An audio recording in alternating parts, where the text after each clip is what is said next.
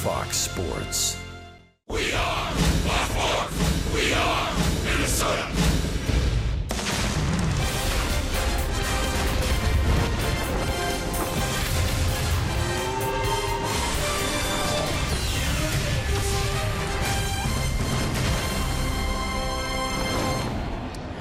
The Twins dropped the first game of the series yesterday, and today they'll try to even things up with the middle game in a 3-game set against the Tigers. Today, Game 2 for Minnesota and Detroit from Comerica. Twins baseball on Fox Sports North is presented by State Farm. Today, Kyle Gibson gets the ball for Minnesota. He went 5 innings in his season debut last week, gave up 3 runs and a no decision to the Royals. The Tigers counter with Michael Fulmer, who is a very good young pitcher and last year's American League Rookie of the Year. Good afternoon from Comerica. I'm Marnie Gellner. The Twins yesterday got a great pitching performance from Hector Santiago, but they did not have the offense to back him up. They just could not get the bats going. And one of the hitters who struggled in that game yesterday was Byron Buxton. He struck out 3 times looking. In the big story, Buxton has now struck out 17 times this year. And the concern is that Buxton just isn't making a lot of contact. He's not putting the ball in plays and making outs by grounding out to short or lining out to left field. He has a lot of swings and misses, and the Twins were very encouraged by the spring training Buxton had, very encouraged by the September that Buxton had last year, but for whatever reason, he has not been able to make a lot of contact with pitches this season. And so now it puts Buxton on a list that he'd rather not be a part of with those 17 strikeouts through 7 games. Buxton is not in the starting lineup today, and Paul Molitor said partly it's because of the matchup with Fulmer, but a bigger part is just to give Buxton a mental break. I feel for him because I know that he's very prideful, and he's trying to figure out a way to help us, not just with his glove, but with his offense. And each day he comes in here, he's trying to find the right attitude to take into a new day and a new game. It's one of those things. The game, it can beat you up a little bit. You just got to find a way to keep working and somehow try to find something to build on. We had a little talk this morning. There's no miracle cures or miracle words. He's going to just have to try to fight his way through that the best that he can. No Buxton in the lineup today, but the Twins are hoping their offense can match their pitching. Dick and Bert on why that pitching has been so good so far. Up next.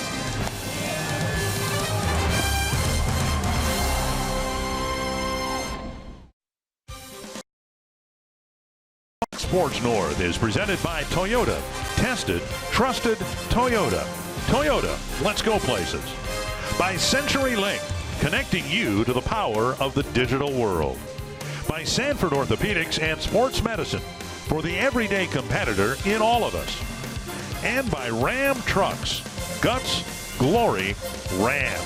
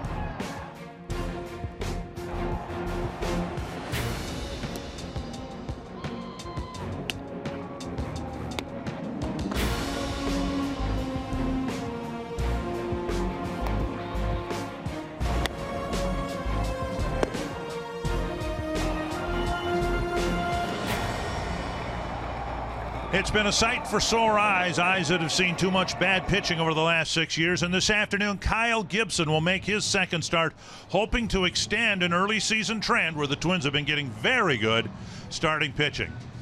It's a beautiful day at Comerica Park. Dick and Bert with you for Game 2 of this series, and it has been a remarkable turnaround. Even early in the season last year, the Twins pitching staff was okay. They just really scuffled to score runs, but it's been outstanding this year. Yeah, of course, last year the Twins started off 0-7 over their first 7 ball games, but this year they're 5-2.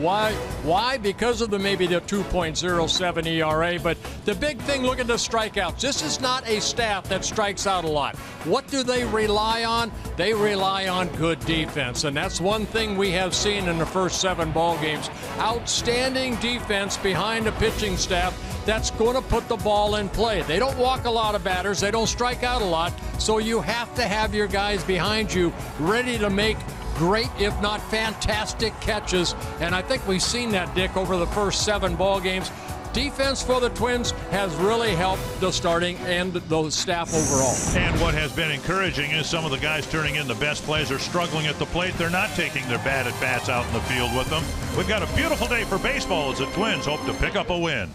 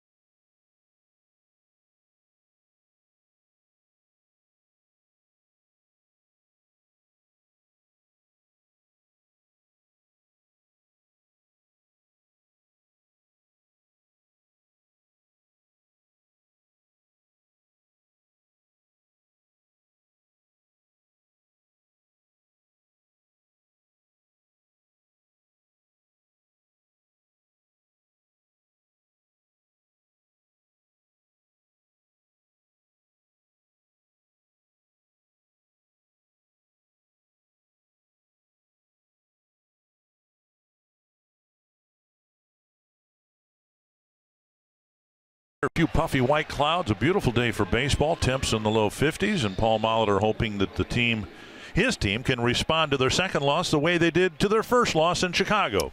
Yeah, they lost that first game in Chicago, second game in Chicago, and then rebounded, and hopefully they can do that here this afternoon.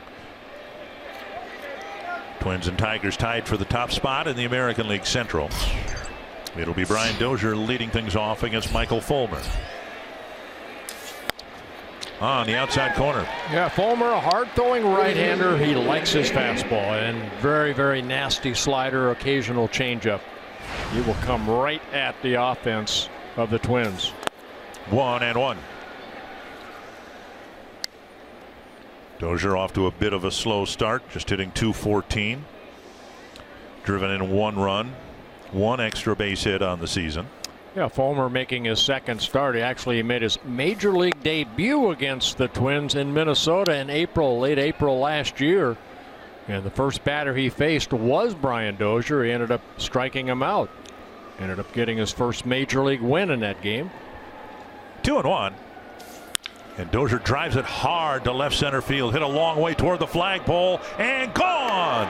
Brian Dozier with his first of the year, and the Twins strike early. Well, fastball right down the heart of the plate, and Brian did not miss this one. Good way to start for the Twins offense. Brian, who hit 42 home runs last year, gets his first here in Game 8. Take a look at the fastball, and a good solid swing by Brian. And remember, it's 420 straightaway center. He clobbered that ball. Romine after it, but runs out of room. And so Dozier, who did it so often last year, a leadoff home run, gets his first home run of the year. And now here's Max Kepler. And Kepler takes over the inside corner, a strike. Kepler hitting in the low 200s with no home runs and 1 run batted in. And he slashes one to left, a base hit. A quick start for the Twins with a long home run. And Kepler goes to the opposite field for a sharp single. The Menards batting order for the Twins with the hitting shoes on early. Dozier, Kepler, Miguel Sano hitting third, and then Joe Mauer. Jorge Polanco, Jason Castro, Eduardo Escobar, Rosario in at center field. Byron Buxton not in the lineup today, as Marnie said, then Danny Santana. And on the mound, it'll be last year's American League Rookie of the Year when he went 11-7 in 26 starts. Very good, 3.06 ERA. It's Michael Fulmer making his second start of the year. Got a no decision in his last start against the Red Sox. There's a check swing strike to Miguel Sano. Sano with an impressive start across the board, the .333 average, and as much as the number of hits, it's where they've gone. Most of them to center field, a couple to right center field, very few of them to the pull side. Down and away, 1-1. Twins have 3 guys who've been swinging it pretty well among the regular players, and they would be Sano, Polanco, and Castro.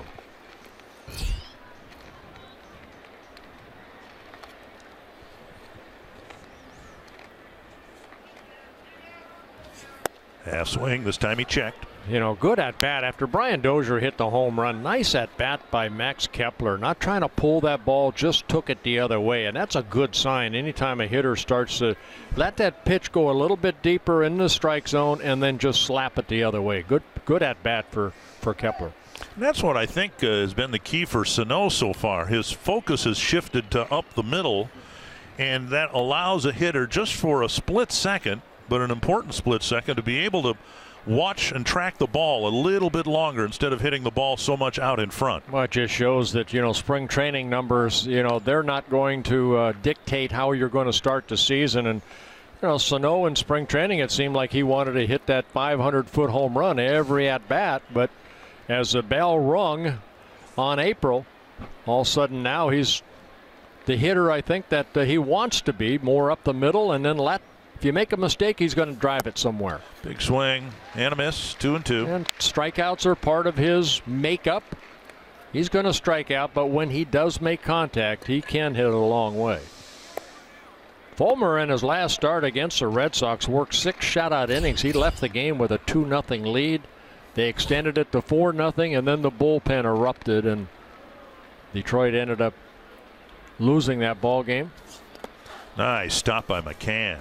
Kepler still at first because of a great stop by the Tiger catcher, full count. Excuse me, Detroit won that ball game 6-5. They came back and won that ball game. There's that slider right there. McCann does a good job of deadening the ball in front of home plate. Also does a good job of throwing out runners, so we'll see whether the Twins send Kepler here with the strikeout prone Sano at the plate. Mauer on deck.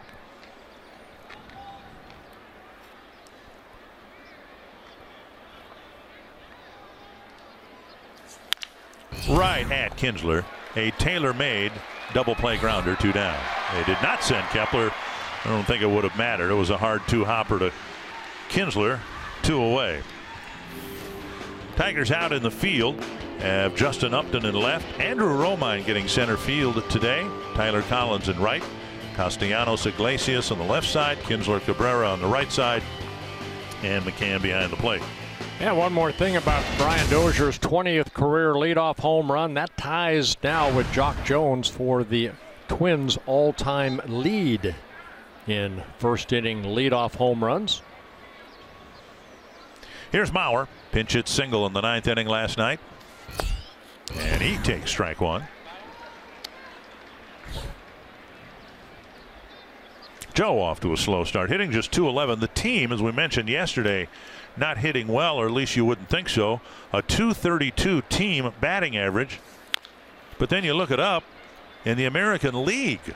All 15 teams, they're hitting .233.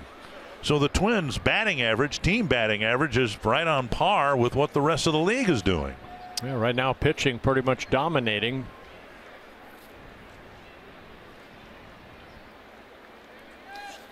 Up and in, and it's 1-2. Angels are leading the league at .293. The Royals hitting .195. Toronto hitting just .196.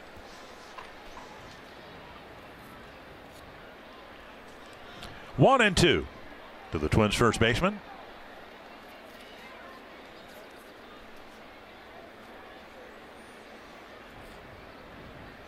Joe getting a day off yesterday. He did pinch hit late in the ball game. Got a base hit down that left field line.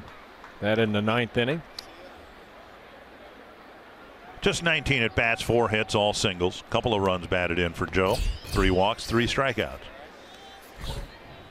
Paul Molitor saying this morning, you know, it's just not easy for him right now to put together a batting order on any given day because most of the guys in the lineup aren't hitting at all. 3-2 with Polanco on deck. So what do you do if you're a manager? You put the guys who are hitting together so you can maybe, you know, have a burst of really good at bats and some hits in an inning, or do you spread them out in the hopes that everybody else will catch up? Well, we got 3 switch hitters in there. They're not back to back, so you just try to do the best you can with maybe the numbers against a certain pitcher. But again, now, Fulmer's only started 1 time against him, his major league debut last year.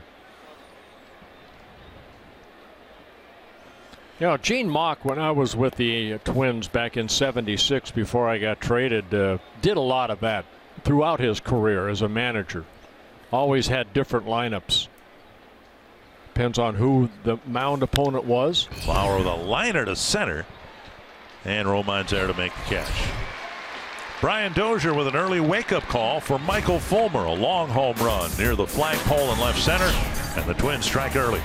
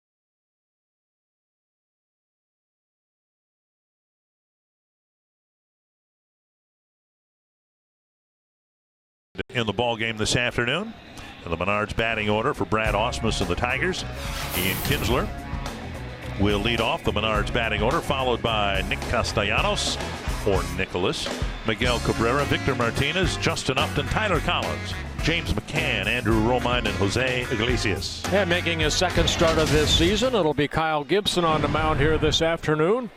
The other start against the Kansas City Royals, he worked into the 6th inning, gave up back-to-back home runs. That was the only damage the Royals did against Kyle. But Twins ended up winning that ball game 5-3.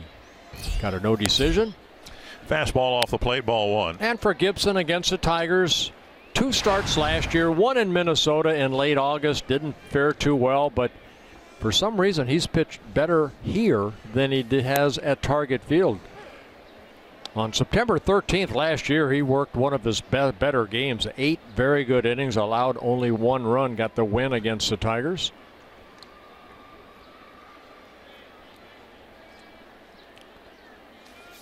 Inside, 2-1. Gibson had a really good outing going against the Royals. 4 innings where he pitched very well, clean innings, and then Royals got a couple in the 5th, 1 early in the 6th. And now strike 2, 2-2. Kinsler didn't like it. Well, Kyle relies on ground ball outs if he can get them. There's his last outing, the no decision against the Royals. Again, the Twins won that ball game.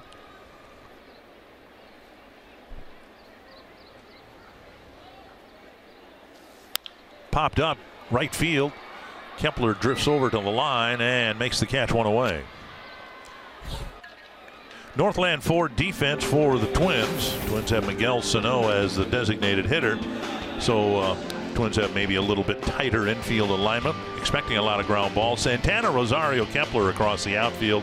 Escobar in a third for Sano. Polanco, Dozier up the middle. Mauer at first and Castro behind the plate. Yeah, Dick, you mentioned that the Twins are hitting only .232 as a ball club. The Tigers are hitting only .213 as a ball club. They have hit 10 home runs. You know, it's typical early in the season, but usually you associate the hitting difficulty with cold weather. And, of course, you know, we've had really good weather so far. I just don't sense that the weather's been as bad this year as it's been other years across baseball. I don't know that the cold weather, I don't see as many highlights with the ski masks on or anything like that. But I think always coming out of spring training, it always seems like pitchers are a little bit ahead of hitters for some reason. You know, you have your certain hitters that start off well, like Sano or Castro for the Twins. Polanco hitting well. But it's a long season. What do we have? This is game number 8. Yeah, it was a great first week for the Twins. There are only 25 left. 1-1. Grounded to third, foul, 1-2. But, I mean, you must have experienced that back in your day. You know, coming out of spring training, and you pitched a lot of cold days at Metropolitan Stadium and elsewhere, that you felt you had the edge early in the season. Yeah, definitely, because the hitters did not. You know, you're in spring training, they may have one shirt underneath their jersey. Well, when the season starts up here in the cold country, you know, they'll wear 2 or 3 different types of jerseys. They're just a little bit tighter, I think the hitters are. Gibson with a strikeout for out number 2. A good slider right there by Kyle. He picks up a strikeout. Had 5 strikeouts in 5+ innings against the Royals. Sinker, slider, pitcher, occasional curveball, and good location of that pitch right there. See if that might be the changeup. 2 down. Here's Miguel Cabrera. Cabrera with 3 singles, one of them yesterday, a liner to right, one of the other hits an infield hit. Chopper to short. And across the diamond, Cabrera's retired, and Gibson breezes through a 1-2-3 first inning.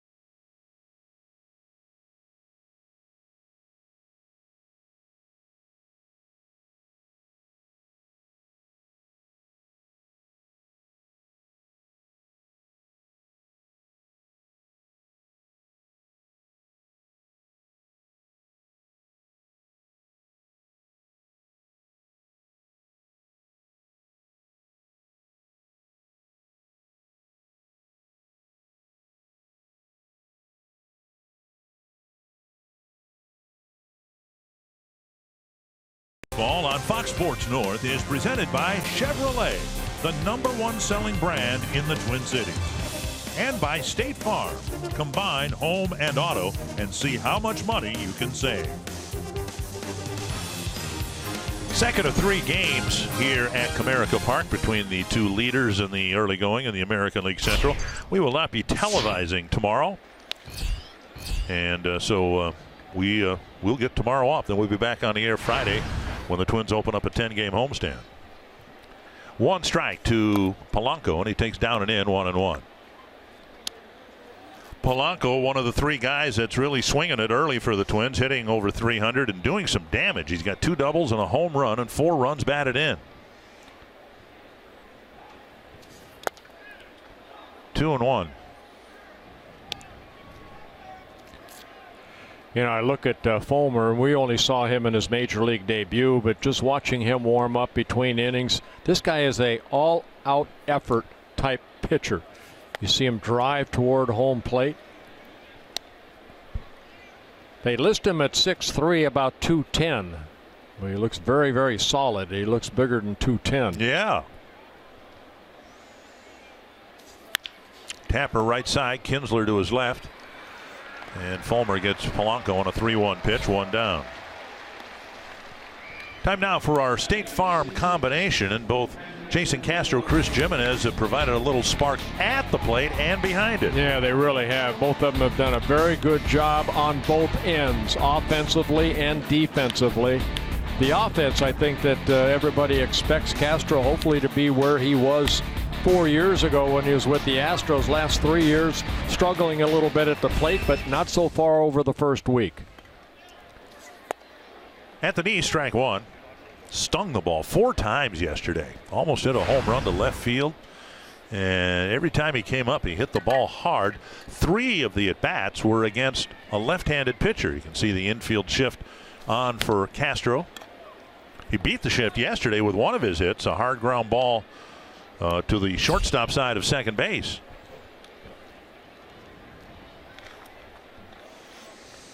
Can't do much better than that. Inside, 2-1. Castro with 6 hits and 7 walks.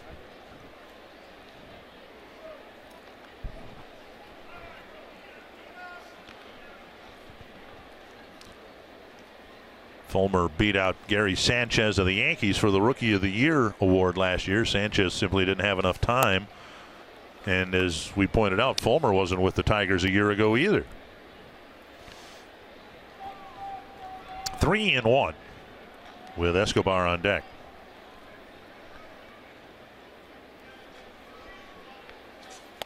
And, ooh. All right, Castro probably saying, okay, give my pitcher that same pitch. Wow, that pitch looked up and away. Let's take a look right here. Oh, right there. Got the strike zone. It's a big difference when our camera position in center field is directly behind the mound. Here in Tiger country, Comerica Park, it's skewed off to the side a little bit. 3-2 and foul back.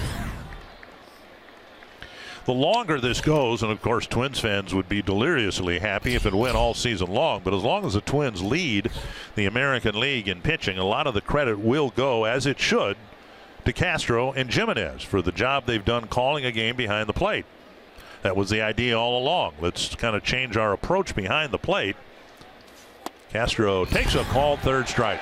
And he doesn't like that one as he flips his bat away and has some words with Chris Conroy, the home plate umpire here this afternoon. Well, you don't see catchers that animated as very much. And that pitch inside. Was more inside than the other one was up and away. 2 down, and that'll bring up Eduardo Escobar. Well, Fulmer credited with his first strikeout, even though Castro doesn't like it. You played a long time, and we're not getting ahead of ourselves, but let's say that there's a marked improvement in the pitching staff with a lot of the same guys from last year. Were you ever a part of a catching upgrade, if you will, where catchers really did make that much difference? Oh, I think they do. It's a communication you have, especially as a starter with that catcher, not only as Escobar is brought down to his knees. It's a relationship you have not only prior to a game, but it's also during a ball game. I've always said, the day that you pitch as a starter, your catcher is your best friend. You may not like him the next 4 days, but that day you pitch, you have to communicate. 1-1 to Escobar. Roller hit right to Kinsler. And the Twins go down 1-2-3 in the second.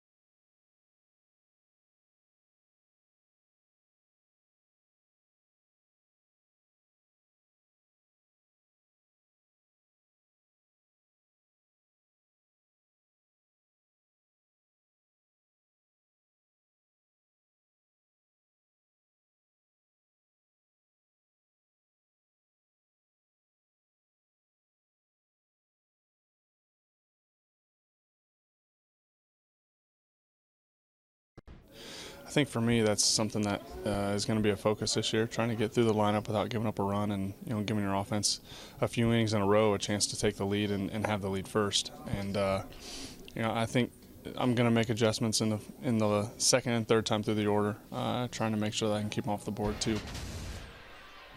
And you learn that the more you start. And here today for Kyle Gibson, this is start number 100 in his career.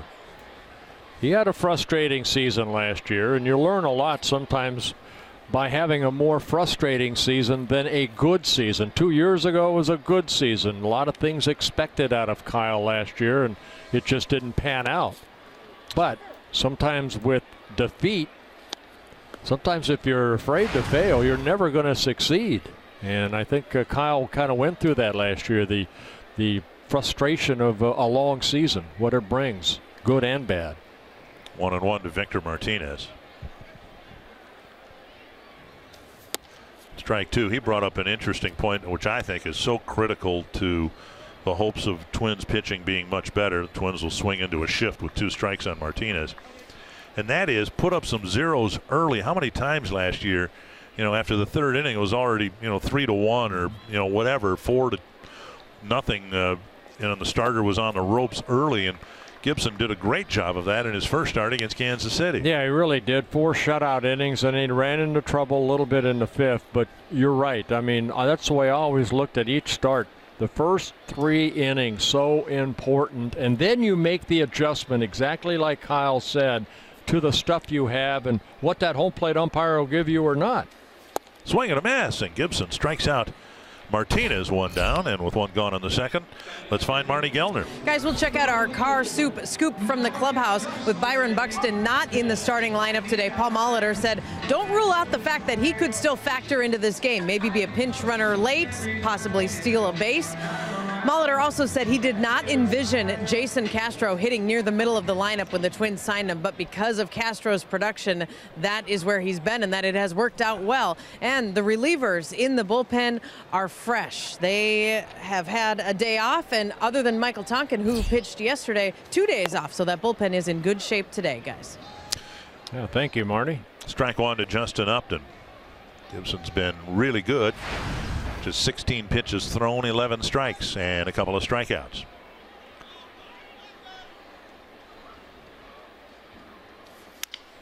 That's down the left field line and down for a hit. Upton digs for second, and he'll be in with a double. Didn't hit it hard. Looked like he got it off the trademark of the bat a little bit, but he dropped it down the line for a one-out double. Yeah, ball came in on him, but he opened up quickly and hit that ball softly into that corner. Santana, he gets over there. Look where that ball is, middle in. He opened up very quickly, able to drop the barrel of the bat right down that left field line. Well, Santana hustling over there, but Upton with his first extra base hit of the year. It's a double. He comes with one out. Tyler Collins, the batter. Collins, a utility outfielder type, getting a chance to play in right field. With J.D. Martinez on a disabled list, Brad Ausmus giving an opportunity for some guys to get some at-bats here. Martinez has been such a key bat for them. J.D. Martinez, he's out with a foot injury and isn't going to be back anytime soon. Wouldn't expect him back when the Tigers finish up the Twins' week-and-a-half-long homestand. One strike to Tyler Collins. Missing inside 1-1. Collins and his speed, he can play all three outfield positions.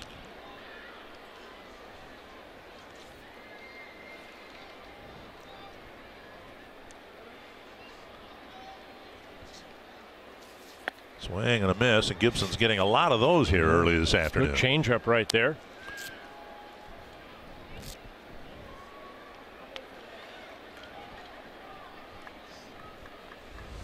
Add and subtract, that's what Kyle's about. Good movement right there. That changeup just on the other side of home plate, and Collins swings at it. Twins flailed away at Matt Boyd's changeups yesterday, and Gibson's looks like he's got a good one today. Nice blocked by Castro, 2-2.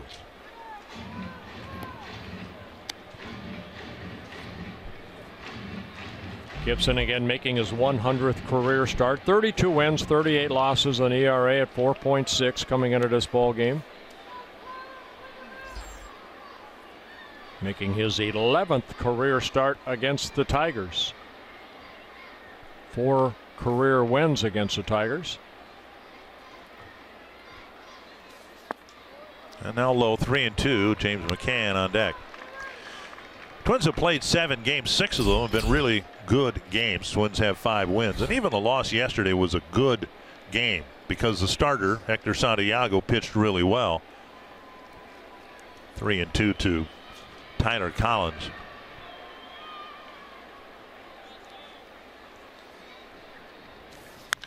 Popped up right center field. Buxton, or excuse me, force a habit. Rosario with the catch, 2 down. Now, good pitch right there. Took something off that, and Collins out front to create that pop-up. But Kyle Gibson, 2 starts last year. 1 okay, the other one very good, and that was here in Detroit. But over his last 4 starts against the Tigers, look at earned run average, 2.33. He's actually pitched better here at Comerica Park than he has at Target Field. He's 2-3 here with a ERA just over 4 here at Comerica Park. This is his 7th career start here. James McCann with a big home run in the ball game yesterday, a 2-run home run for the extent of the Tigers scoring last night or yesterday afternoon.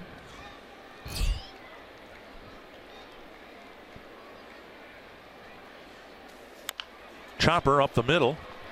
Polanco scoops and fires, and Gibson pitches around a 1-out double. It's still 1-0 Twins.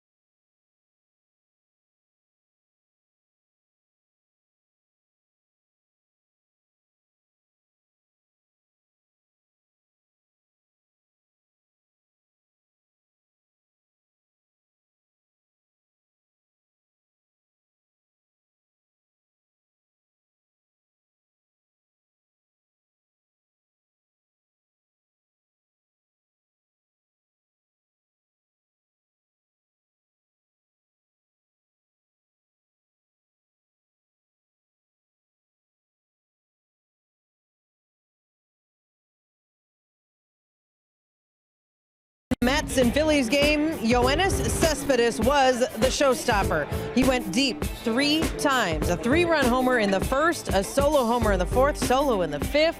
And Cespedes moved less than briskly around the bases after each one of those. But it is the second time in his career that Cespedes has had a 3-home run game. And he did it yesterday, guys. Well, thank you very much. And, of course, he used to play here in Detroit. He was traded to the Mets for the guy on the mound. Eddie Rosario will lead off the third against Michael Fulmer. Swing and a foul back, 1 strike. Yeah, that trade happening on July 31st of 2015. Former #1 pick by the Mets back in 2011. Lives in Oklahoma City, Oklahoma. And Rosario lifts it foul. Rosario off to a slow start. 3 hits, 1 double. Grounded into 3 double plays, and he struck out 6 times. He was the one guy that we thought might benefit from the WBC because he had some high intensity at bats, and he performed well in that tournament. Up the middle and stopped behind the bag, and no chance with the ball being thrown by Cabrera, and a nice job by McCann backing it up. Well, I mentioned in yesterday's ball game, you see the low average by Rosario, but he's a streak type hitter, and hopefully maybe that'll get him going right there. Ball here right up the middle. Of course, the great fielding shortstop here, Iglesias, and I don't know where that ball's going, but McCann right there backing up the play. And now Brad Ausmus out to talk to home plate umpire Chris Conroy over something. May have been the appeal at first base with Rosario running it out, and whether he turned his shoulders with intent toward second base or not. They did check. They tagged Rosario, but first base umpire Jerry Meal said he was safe. Here's Danny Santana with Castellanos in on the grass at third.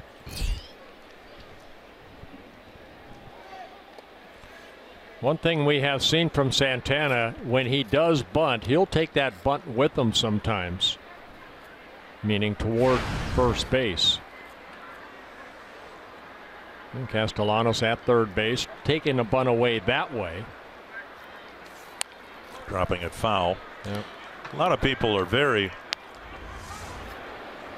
Let's take a look, see what Brad Ausmus was looking at right here. Rosario saw the throw. No, he did not. He did not attempt to go to second base. And Jerry Meals was right there, 2 feet away from him. 1 strike to Santana.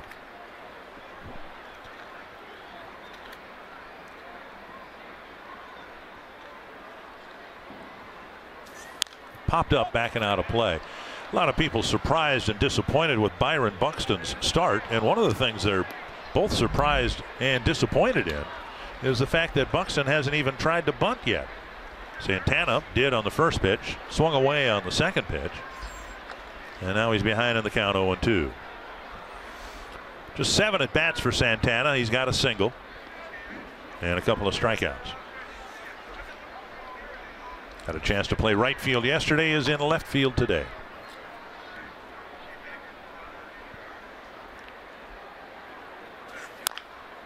Tapper up the line, foul.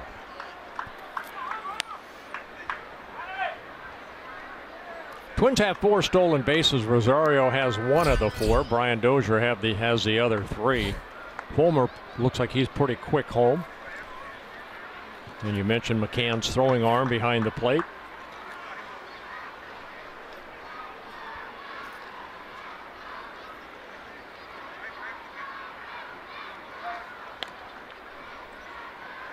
Twins got a leadoff home run in the first inning and a follow-up single.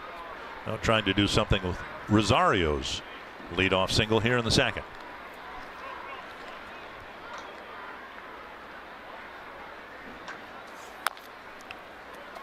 Chopped foul.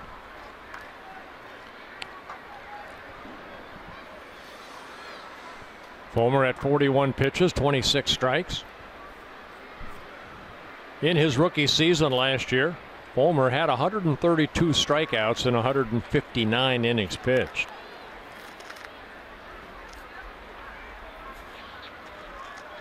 averaging about 7.5 strikeouts per 9 innings.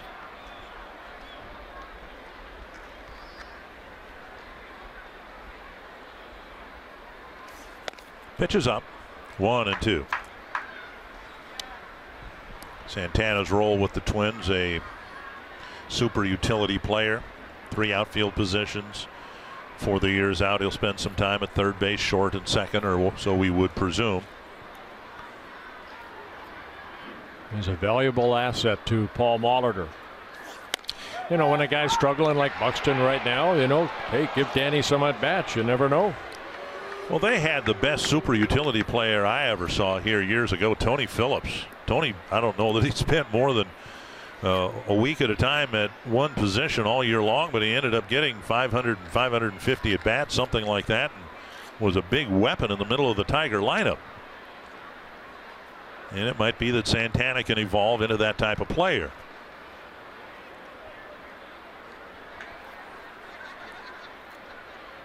Two and two. Santana trying to stretch out this at bat. At the left center field, and that's hit a long way. Long run for Romine, and he makes the catch on the edge of the warning track, about 20 feet short of where Dozier's home run went. That ball hit a long way out of the left-handed batter's box. That kind of shows you the strength of Santana. Almost flipped that ball the other way. But a nice running catch by Romine. Dozier hit one a little bit farther in the first inning, same spot in the field. Yeah, again, 20th time that Dozier has led off a ball game with a home run for the Twins. That ties him with Jock Jones for the all-time Twins lead. Yeah, that was a good at bat by Danny Santana. He fell behind 0-2, fouled off some pitches, got the count even, and ended up hitting the ball really hard. Romine with a nice catch in center, and now Dozier.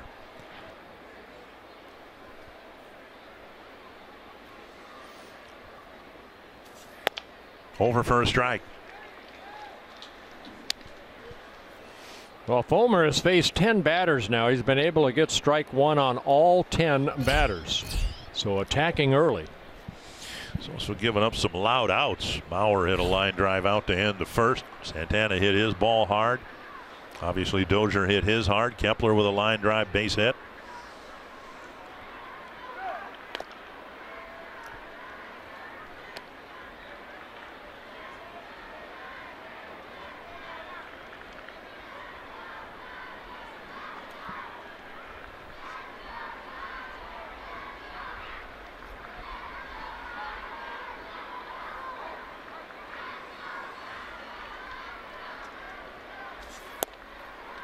Strike two. Good fastball away. Talked about Kyle Gibson making his 100th career start for Fulmer. This is his 28th. 26 of them coming last year. He had one shutout last year. Complete game shutout over the Texas Rangers in Arlington. 4-hit shutout. And Dozier strikes out for out number 2. A hard slider right there. And Fulmer gets Dozier on 3 pitches. And Fulmer gave the Tigers a big lift. They were in the hunt for a wild card spot. And he stepped up, won 11 ball games, and had an ERA in the low 3s.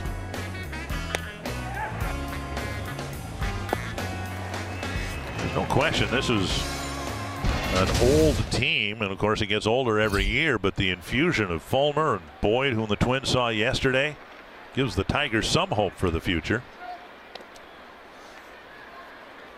But you get the sense that the window here in Detroit is closing, and they need to do something this year significant. They need to win this year.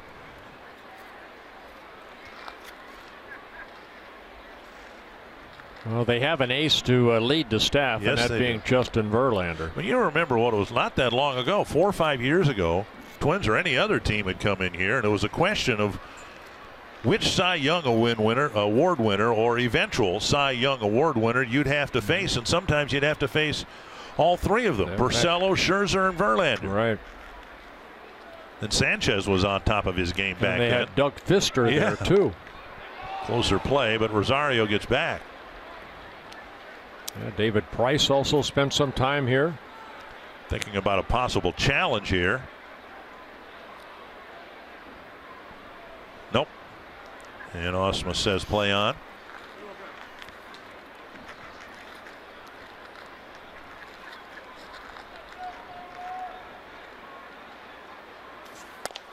Strike called. You look at the veteran players, Cabrera, Victor Martinez, even Kinsler. Verlander still going strong, but you know, he's been around for a while.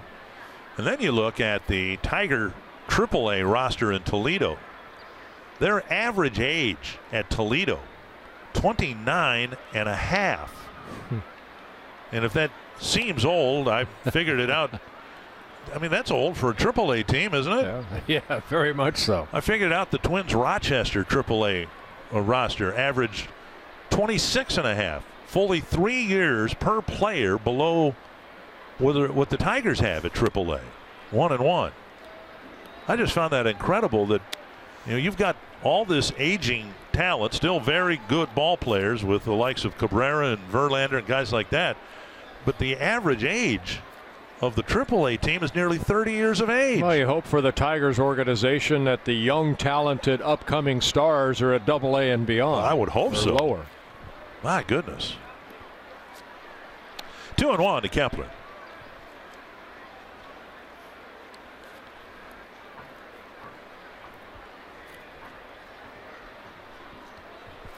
But the Tigers, a club that has gone out, made some pretty good trades for some young, talented pitchers, as you mentioned, and gone out in the free market and gotten some free agents. 2-2 to Kepler. 51 pitches already for Fulmer as he's trying to wrap up the third inning. On his only start against the Boston Red Sox, he ended up throwing 95 pitches in 6 innings.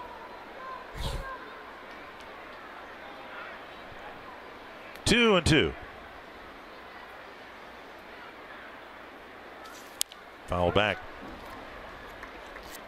Sanford Health injury report involves one of the Twins AAA players off to a good start in Rochester, Byung-Ho Park, but now he's on the 7-day DL with a right hamstring strain.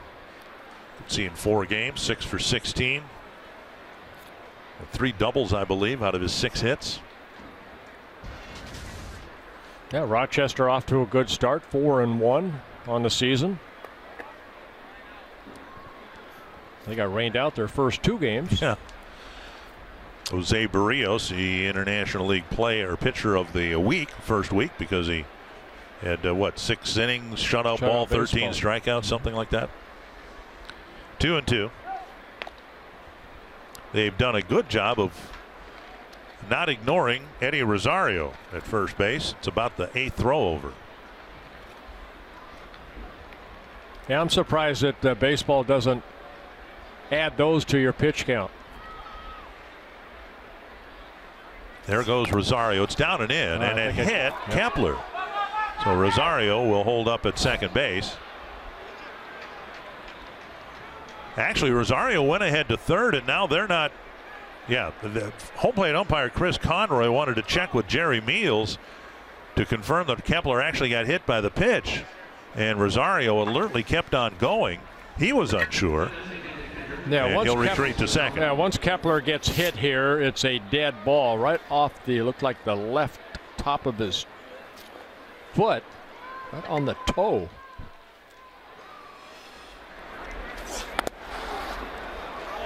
And Rosario has to go back to second.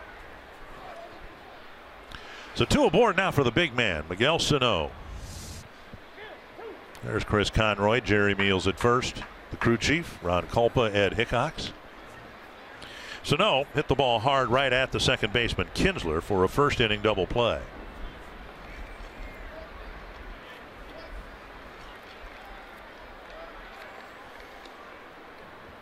That's a big at bat right here early in the ball game.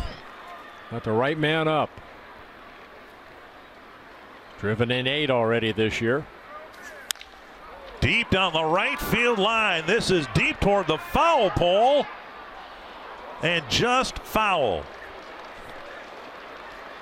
Sano nearly hit a 3-run home run right down the right field line. The way that Collins went at it, he was right by that pole. So if that ball had stayed fair, it may have been a 3-run home run. Paul Molitor is going to ask perhaps for a crew chief review. It was the crew chief down the right field line that made the foul ball call.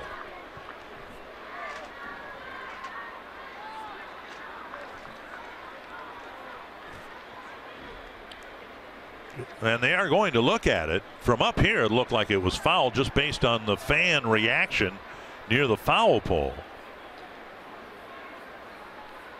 And this is not a, I mean, this is an umpire review here, a crew chief review. It's not a challenge. And they will take another look at it as the ball came very near to hitting the right field foul pole. That ball just kept slicing away. And you're hoping it would stay fair if you're a Twins fan.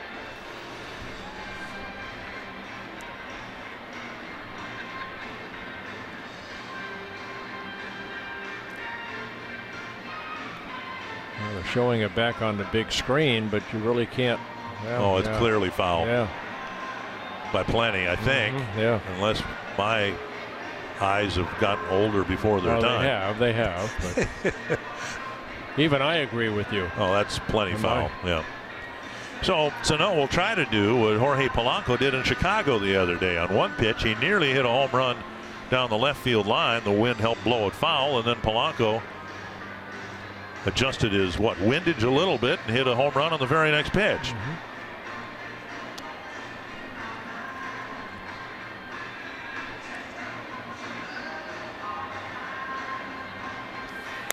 Well, taking a pretty long look at this from what we saw, it sure looked like it was foul. Maybe they see something in New York that we don't see here.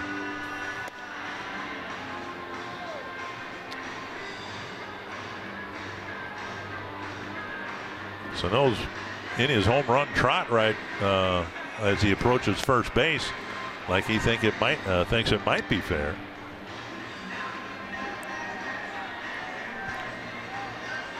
Yeah, I'm a little puzzled too why this is taking so long.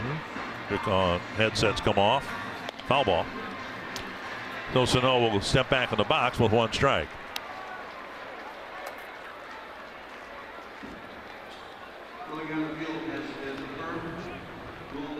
So Polanco, or Sano rather, will step back in the box and try to hit one just as far fair.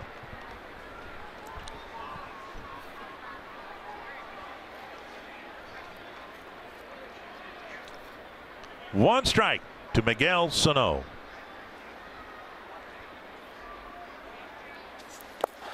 And nice stop again by catcher James McCann.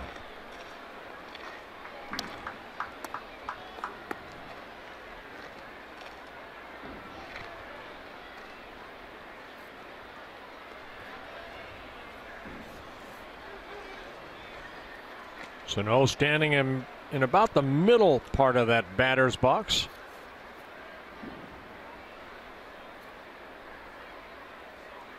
Watch McCann move late. Another slider into dirt. A third or fourth pitch with men on base where McCann called for a pitch in the dirt and done his job and blocked it or caught it cleanly. I don't think he calls for it in the dirt. He wants that slider down and away. Well, Sano, a guy, if I go in, I've got to go way in on him. Watch McCann, he's going to move late again. 3-1, Mauer on deck. And another breaking ball. The hit batter, hitting a Kepler, has really extended this inning for Fulmer. He's had the delay with the crew chief review. It looked like it might be a fairly quick inning for him, but now he's approaching 60 pitches. And you want to be careful right here too. Sano, a guy that can hit the big 3-run home run, and you do have third base open. You don't want to make a mistake. 23 pitches on the inning. 58 now coming in the game. Pick off to second. And getting back alertly is Rosario. Again, paying a lot of attention to Rosario. So Fulmer looking over his left shoulder, and Brad Ausmus standing up. Tigers will look at that play on their video monitors. Yeah, that's that's one of those they work on in spring training. It goes off of the catcher, and you see Fulmer just turning and throwing. It looks like hopefully Rosario got that right hand back on the bag. Yep. So the signal for that play, I'm guessing, would have come from McCann while he was on the mound. Somebody calling for that after the trip to the mound. Well, he went through a set of signs, and that was over to Kinsler. And Kinsler got over there. Big swing and a miss. There's a slider on a 3-1 pitch. Well, the runners will take off here. 2 gone, full count. Yeah, my count, that's 4 straight sliders. This one, a perfect pitch.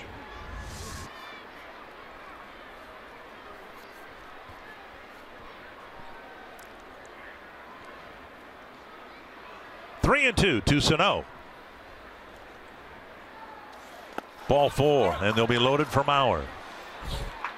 Now it's really a long inning for Fulmer, who's got a fresh count with a fresh hitter.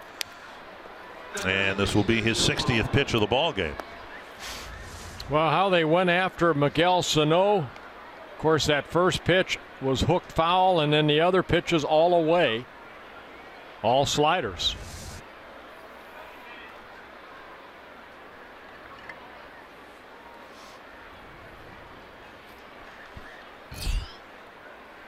Big at bat right here for Joe Mauer. Hit the ball hard his first time up, right at Andrew Romine in center. Need a gapper right here. Down the middle, a strike.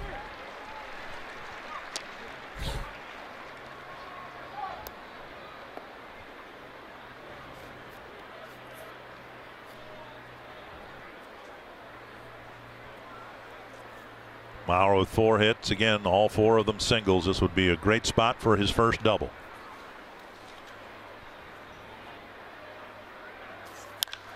To the left field corner, but twisting foul. 2 strikes.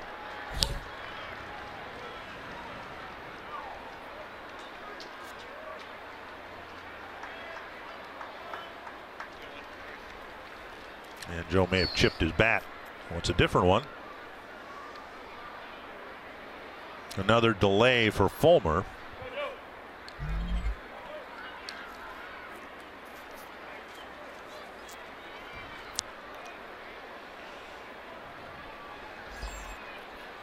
Well, as we all know, Joe doesn't mind hitting with 2 strikes on him. Pop fly single yesterday came with 2 strikes.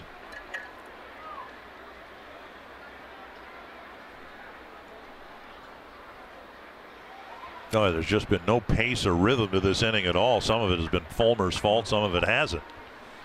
That'll be okay as long as Joe gets a base hit right here. Up and in, 1 and 2. Fulmer had a 1-2-3 second inning, but started the inning with a home run and a sharp single. Started this inning with an infield hit. Yeah, this will be his 29th pitch of this inning. The infield hit seems like it's about 25 minutes ago.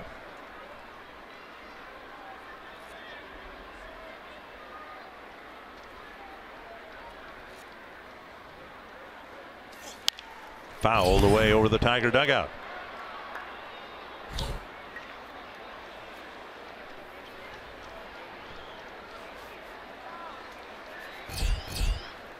Twins have had problems scoring runs after the first 2 games of the Kansas City series. Scored 8 runs in winning 2 games of the 3 in Chicago and just 1 run yesterday. Chance for Mauer to give the Twins some breathing room. Down and in, 2 and 2. Good take by Joe. Fulmer thought he had strike 3. Well, Joe has a reputation, of course, having a great eye, and you can see that ball.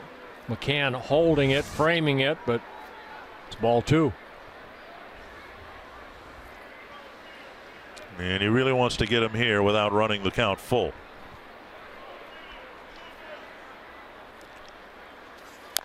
Chop foul. And Joe will walk it off a little bit. Came back with a 2-2 slider. Joe fouled off.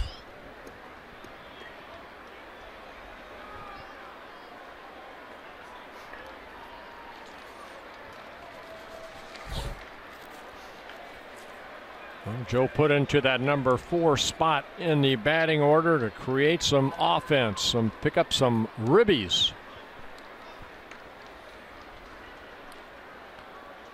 Another 2-2. Up and away. McCann tried to hold it and frame it, didn't get the call. Muttering something, I'm sure, to Chris Conroy. Well, remember the pitch in the second inning to Castro. Almost looked like the same pitch.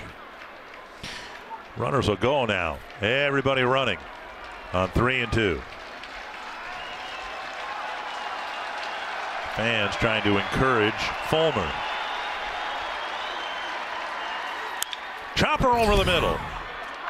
Into center field. 2 runs will score. Sano to third, and the Twins take a 3-0 lead. Big at bat by Joe Mauer. Good hitting right there on 3-2. Right up the middle, that high chopper getting past Kinsler at second base. That allows the second run to score this inning. So a little pitch by pitch to Joe Mauer. Fulmer getting ahead in the count. 0-2 as Joe fouls it off. Now the battle begins. High fastball. And this pitch right here, just a bit inside, and then another slider. Then he went up and away. And that could have went either way, but then the bouncing base hit over the middle with runners taken off. Rosario scores. Kepler scores, and Sano moves over to third. So a big 2-run single by Joe Mauer, picking up RBIs number 3 and 4 on the season. Rich Doobie, in his second year as pitching coach for the Tigers, comes to the mound.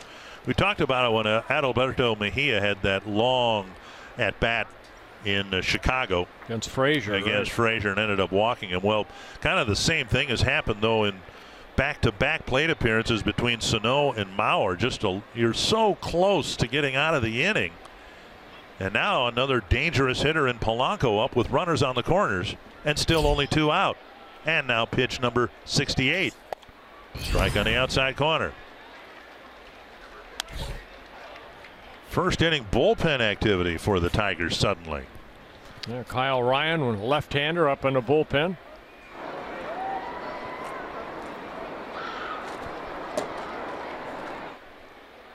One strike to Polanco. Hacked foul. And again, Fulmer is one good pitch away from ending this. He had that situation in the Kepler plate appearance. Then a number of pitches to Sano and a number of pitches to Mauer.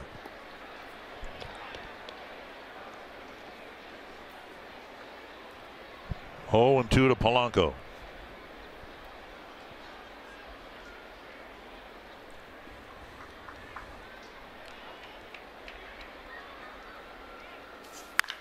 Hit hard and just foul wide of first. Polanco turned on an 0-2 pitch and nearly scorched a double. Yeah, Jerry Meals right behind Cabrera right there at first base. Cabrera dove for the ball. You can see he didn't get far off the bag, so it was to his left in foul territory. And Jerry Meals had a good look at it. You can't challenge that anyway because it's in front of the umpire. But it looked like he made the right call. Another 0-2 to Polanco.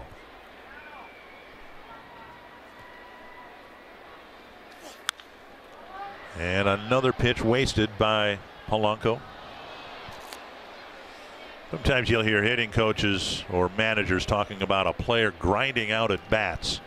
And that's what we've seen here late in this third inning. Kepler ended up being hit by a pitch. Sano grinded out a plate appearance, ground out a plate appearance. So did Mauer. Now Polanco trying to hit out of an 0-2 hole. And this one down the line and another foul ball. Now what have the Twins actually done this inning?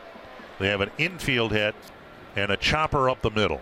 The only well-hit ball was Santana's line out to the gap in left center.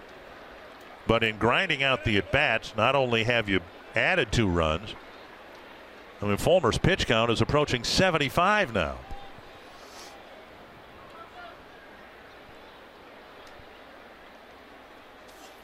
Driven hard into the corner. And Fulmer's just running on fumes this inning alone. Yeah, this pitch coming up will be pitch number 40 in this inning. Oh. Half of them seemingly where he's been one pitch away from getting off the mound. And that doesn't count all the throws to first with Rosario. And one to second.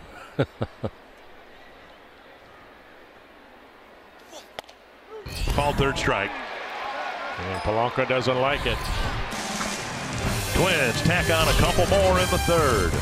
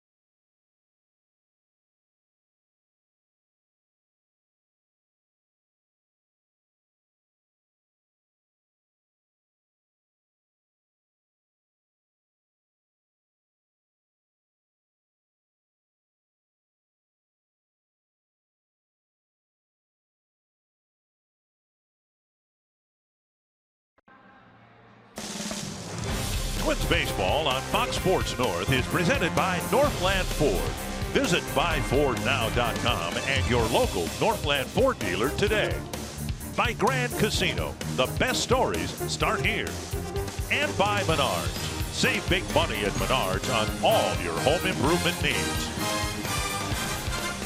Quick start for the Twins. That's about the only thing about this game that's been quick. They've scored 3 early runs in support of Kyle Gibson, who's had a couple of quick half innings. He'll face Andrew Romine to start the third. Yeah, it's a big inning right here for Kyle after a long delay as far as, being not on that mound. Kyle needs to put a 0 on the board.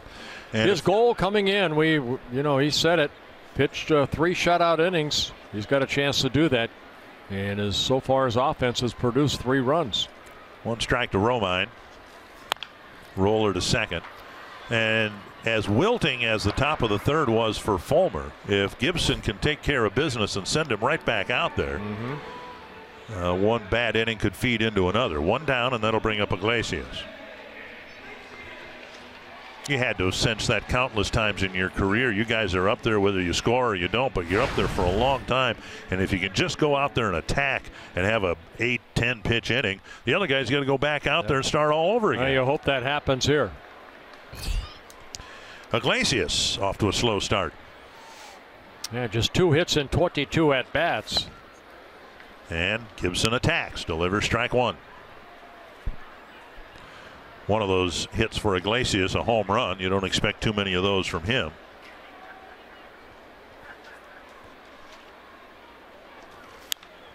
That's hit to left. And a long run toward the line. Santana's there. 4 pitches, 2 outs here in the third for Kyle Gibson. Follow Twins baseball live with the MLB.com at-bat mobile app. You can stay connected to the game's best players all season long with game day, live game video highlights, radio broadcasts, stats, news, and more. Download MLB.com at-bat today. It's your #1 app for live baseball. 2 down in the third, and Kinsler might try to take a pitch to prolong the inning.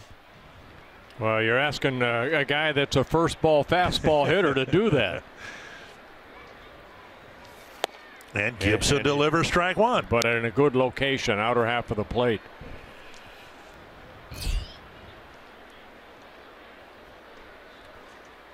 Just the 30th pitch of the ball game for Gibson. And he gets ahead of Kinsler, 0-2.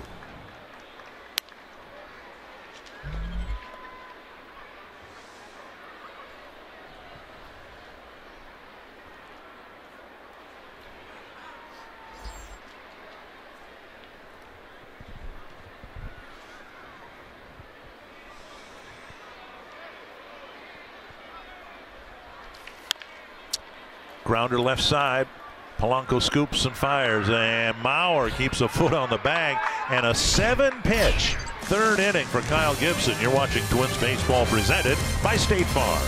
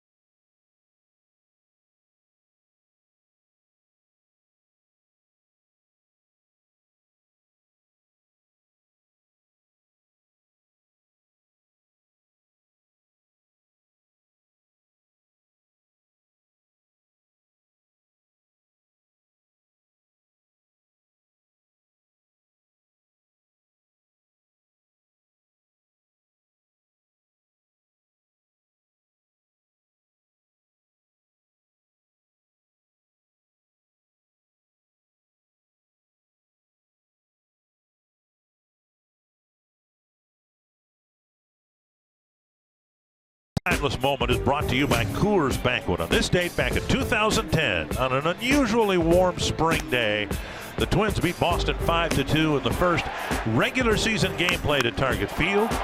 Minnesota DH Jason Kubel hit the ballpark's first home run in a game that counted, a 7th inning shot into the right field seats. A memorable day as the Twins finally were able to return to the great outdoors. Yeah, big man John Roush finished that game. Carl Pavano got the win in that ball game. Remember, the Twins played a couple of exhibition games prior to that against the Cardinals. And the first home run hit was hit by Joe Mauer to straightaway center field. I don't think Joe's hit one there since to straightaway center. One strike to Jason Castro, leading off the Twins' fourth, and now a ball. When I remember, and I believe it was the second day against the Red Sox, in about the fourth inning, it started to rain. And Twins fans applauded, being reintroduced to the notion that it can rain and you might get wet watching a ball game. 1-2 to Castro. Castro, Escobar, and Rosario in the Twins' fourth, hoping to force Fulmer into another long half inning. Pitches up, 2-2.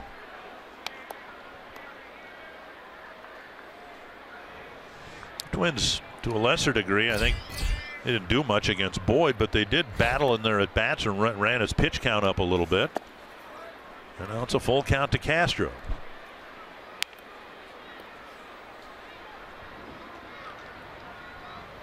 This will be pitch number 80. He's thrown right now 49 strikes and 30 balls.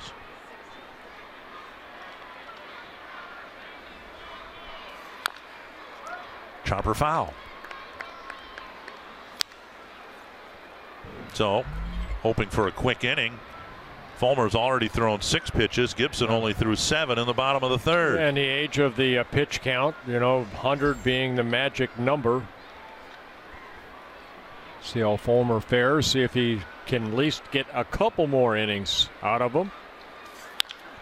That's chipped down the left field line. Upton makes the catch, one away. Every weekday morning, Skip Bayless and Shannon Sharp go head-to-head on the day's hottest sports topics. Undisputed with Skip and Shannon. Weekdays from 8:30 to 11 Central, only on FS1.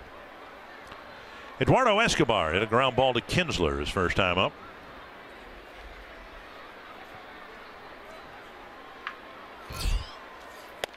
Strike one.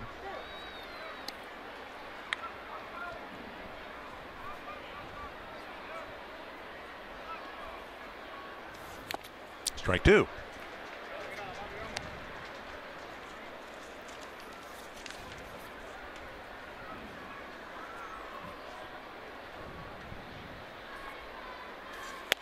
Strike three. 2 down. And Fulmer picking up his 4th strikeout.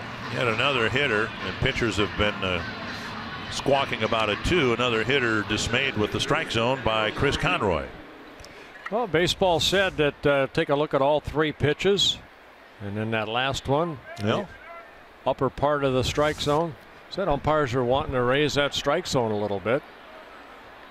So Chris Conroy, I guess he got that email. Liner, a sinking liner to Kinsler, and Fulmer ends up having a quicker inning as the Twins go down 1-2-3.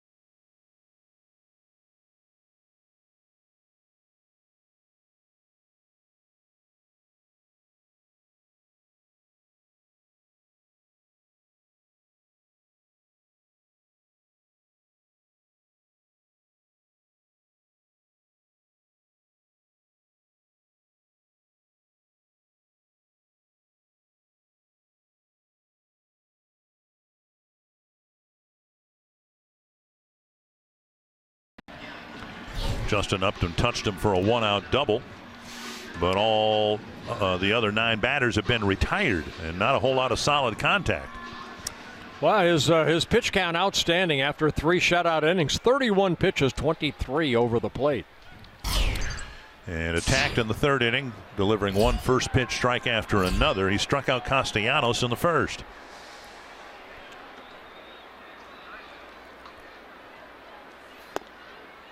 Down low, ball 1. Again, Gibson sailed through the Kansas City lineup in his opening start of the year and then had more difficulty the second time through the order.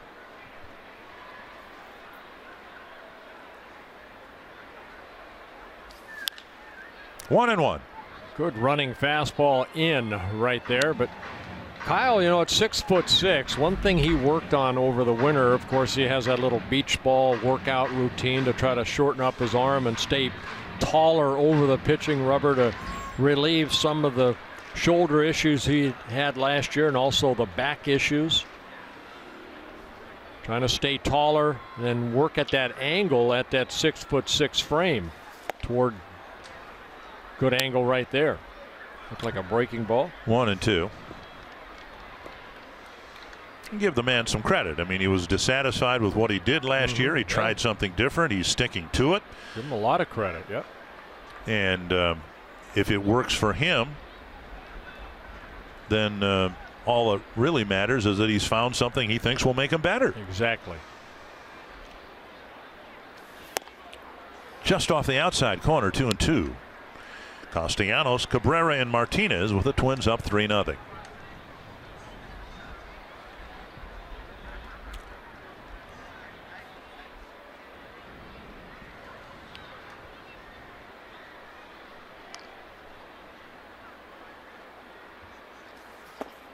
And now 3-2.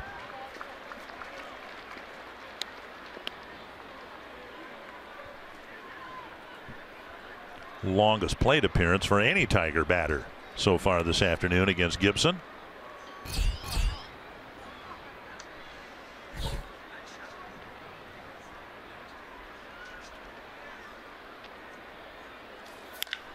Hit to left center and deep.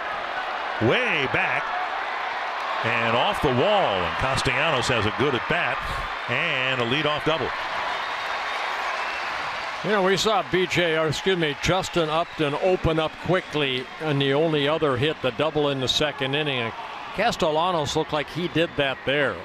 Ball looked like it was going to run in on him, and he opened up quickly and hit it high off that wall out in left center field. So ball come running in, but Castellanos opened up as Upton did very quickly. That's a leadoff double. See Castro kind of slumping his shoulders, the location not at all where he wanted it. And now Cabrera. Cabrera with a bouncer to short his first time up.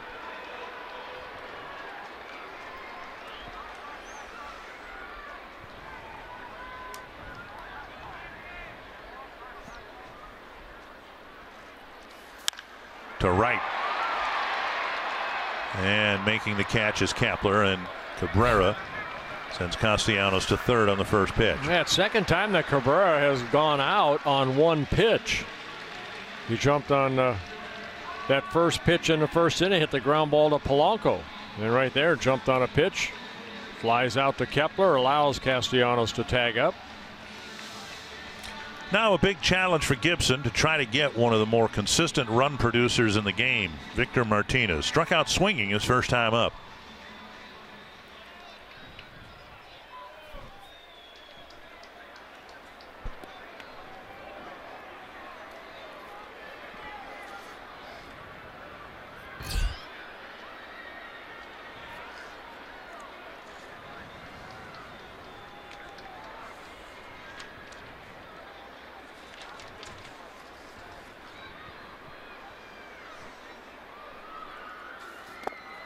Taken low, ball one.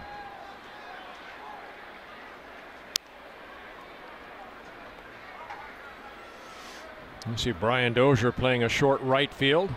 Polanco playing up the middle. Plenty of time to throw Martinez out on any ground ball. He can hardly run at all. 1-0.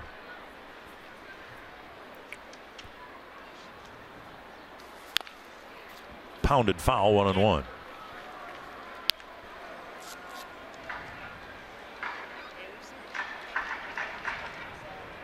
Castro to the mound to talk to Gibson. Yeah, Martinez, of course, his career is coming toward an end, but this guy, some kind of hitter over his career. Should get his 2,000th hit this year in his career. It's a lot of runs batted in. When you've got 4 columns filled in your RBI total, and now 1 and 2. He came into the season with 1,077 RBIs in his career, a career .301 hitter. Came up with the Indians back in 2002. He's also spent some time with the Boston Red Sox. This is season number 6 as a Detroit Tiger. With one more to come, he signed through next year. 1 and 2. Gibson trying to get his second strikeout of Martinez. And that kicks away from the cat. Hit him. Hit him. So Castellanos will be stuck at third base, and on a 1-2 pitch, Martinez is hit by the pitch And now the Tigers will get Upton up, representing the tying run. Let's see if this is a slider. Yeah, slider that ends up hitting the right toe. Saw Kepler get hit in the foot. Right there by Martinez. Well, now Gibson, after leaving a pitch up, Upton turned on it and was able to drop a double down the left field line. We'll try to get him to hit the ball on the ground someplace, at somebody. And Upton, as we mentioned yesterday, very strikeout prone. Well, let's see if they work away. Remember, Upton hit that double on that running fastball that went in on him. Watch Castro behind the plate. Blocked by Castro. Slider missing right there. Hit a ground ball. Another breaking ball in the dirt, and Castro kept it in front of him. Keeping the double play in order. 1-0 to Upton.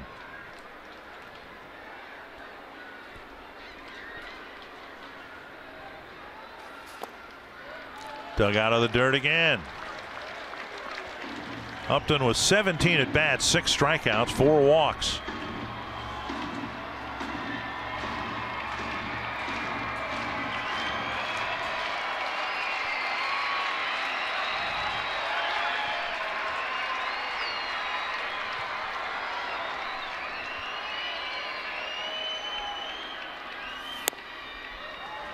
Collins on deck with the count 3-0.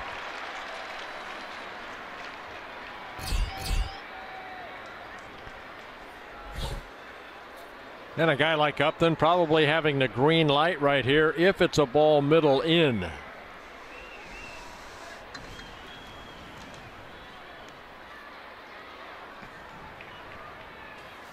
Way out in front of the changeup. 3-1.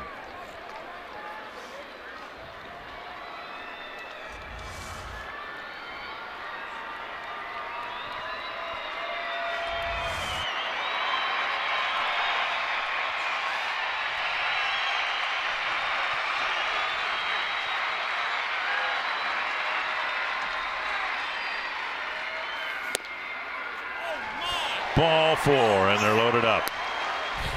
First walk of the ball game by Gibson. And now Tyler Collins. It's kind of what we saw in the Kansas City outing. First time through the order, great, and the more difficulty the second time. Well, he tried to get ahead with a couple breaking balls and missed. Nice block by Castro on ball 1, then another slider down. Then missed with that fastball. And then an off-speed pitch. And then another fastball away. Fox Tracks presented by Ram, and a trip to the mound by Neil Allen. Gibson handled the 3-run lead beautifully in the 3rd inning, but then Castellanos with the leadoff double. Cabrera lined out on the first pitch he saw. Gibson got ahead of Martinez before hitting him and then walked Upton.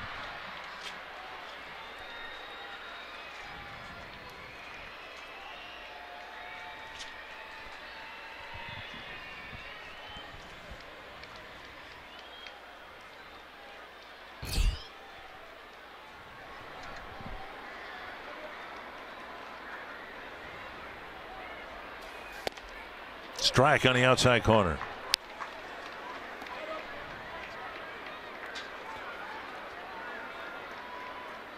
Collins just 14 at bats, 4 hits, 1 of them a home run, 5 strikeouts.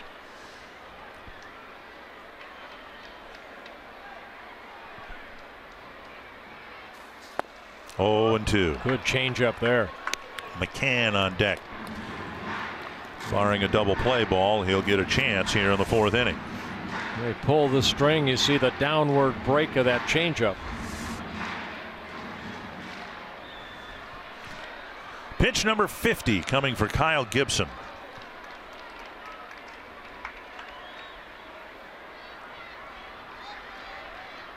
Ahead in the count.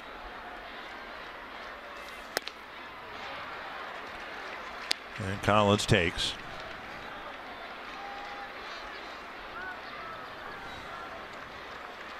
Twins leading 3-0, but there are 3 Tigers on base with 1 out in the 4th. The strikeout pitch has been that slider down. Through the hole to left, a base hit. Castellanos scores. Martinez will be held, and the Tigers are on the board. On a 1-2 pitch, Collins slashes one to left field. Hey, left that pitch up right there, and Collins the inside out swing.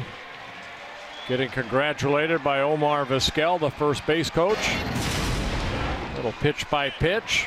Kyle got ahead in the count. The slider, the good changeup right there. And then he missed with the fastball up. And in the pitch down, credit Collins. He went down and hit it sharply past the diving Polanco. Picks up his 2nd RBI of the year. And now McCann, who bounced to short his first time up.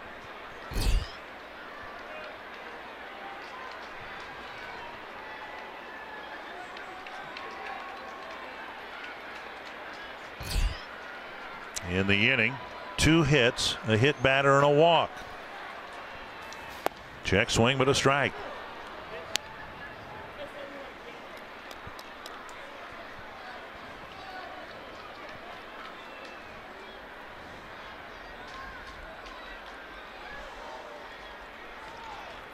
Defense of the Twins looking for the double play ball.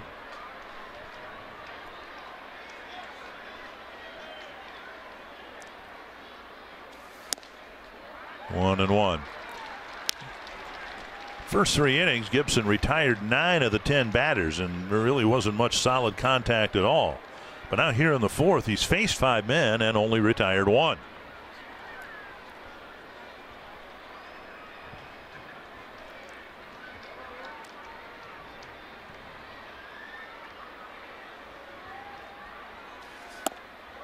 Two and one. Well, you start nitpicking a little bit. That's what I have seen from Gibson from time to time. Trying to aim the ball. You can see him trying to aim that ball down and away. A lot of off-speed pitches this inning.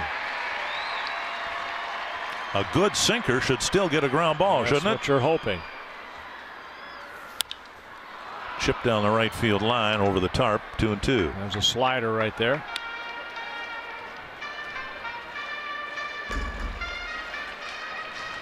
Sometimes you fall in love with your secondary pitches. You forget about the fastball.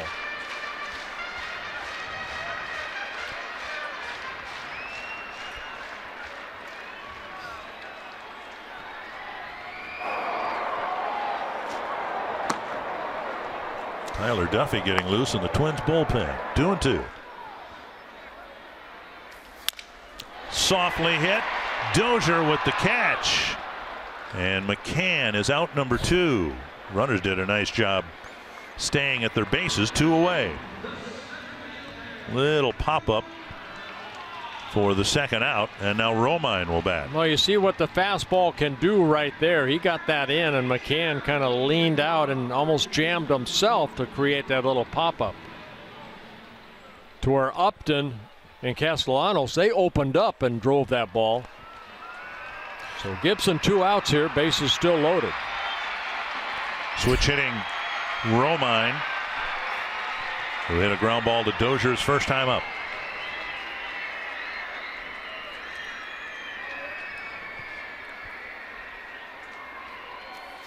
Ball 1.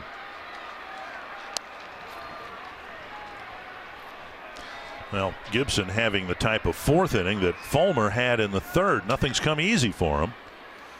If he can get out of here with just 1 run allowed, that'll be a victory in and of itself. Yeah, this will be pitch number 26 this inning. Fouled. 1-1. And I don't know that any pitcher the Twins have had in recent years has best exemplified a pitcher struggling with damage control over the years than Kyle Gibson. Any pitcher is going to find himself in innings like this, and Gibson needs to do a better job of limiting the damage, and he can start with a good at bat here as he gets ahead of Romine. And that's a good fastball right there.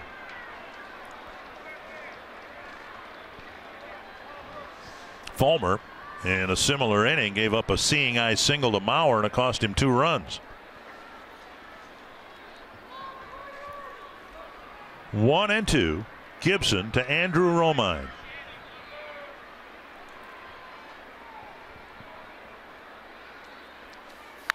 Driven to deep right field and gone. Romine golfs a grand slam.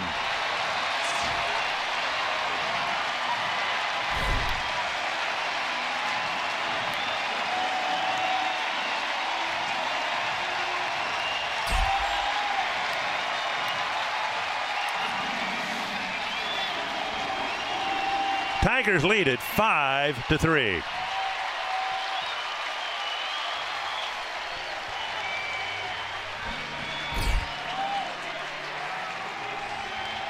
And Iglesias will bat. I just threw a fastball up and got it right past Romine. I don't know if this was an off-speed pitch or what this last pitch was, and we're going to take a look at it.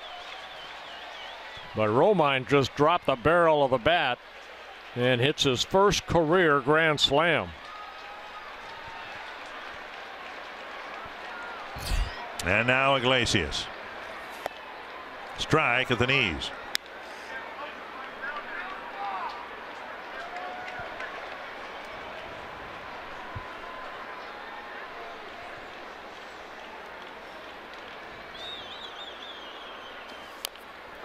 Bunting, foul. He bunted it into himself while I was still in the batter's box, I believe. Let's take a look at the pitch right here. It's a slider. And where left-handers like it down, Romine, after throwing a fastball by him about letter high, Romine hits that grand slam. Back flips okay like that? Yeah, that's okay. He's excited, man. It's part of the game. One hopper, and the inning ends. But a 5 spot for the Tigers, and they take a 5-3 lead.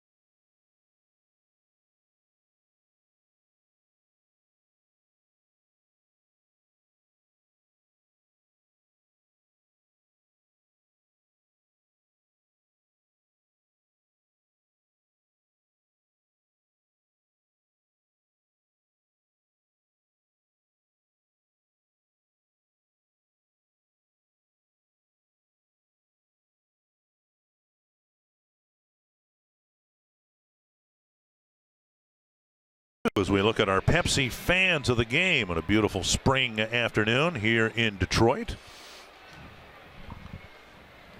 A lot of TCs here. Yeah, Twins fans didn't like the bottom of the 4th inning, so see if the Twins offense can pick up that the pitching right there by Gibson.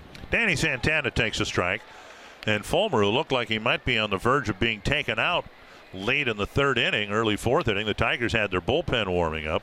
Now he's staked to a 2-run lead, and he'll try to be in attack mode. Strike 1, now ball 1. Well, both pitchers have had tough innings. It's just that the grand slam hurt Kyle Gibson. For Fulmer, the 40-pitch 3rd inning has hurt him here. And the Twins scored a couple runs. Santana just glaring at third base umpire Ed Hickox. Now there was a lot of movement, but Santana reacting like he never did offer at the pitch. Nonetheless, it was called a strike.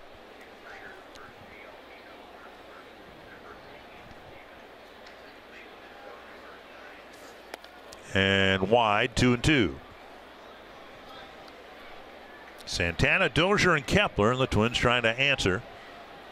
Get at least one of those runs back in the top of the fifth. Poked, foul.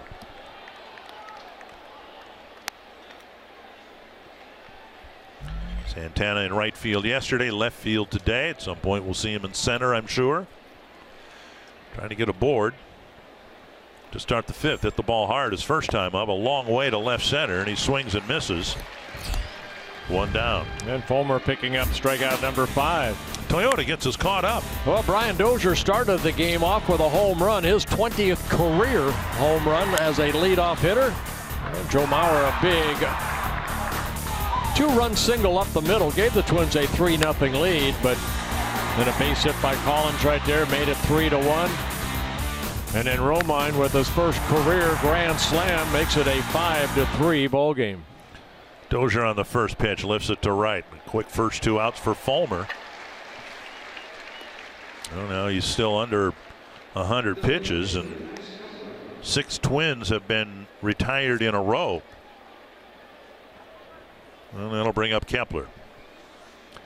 Kepler's reached twice, lined a single to left, and he was hit in the foot and scored a run in the third.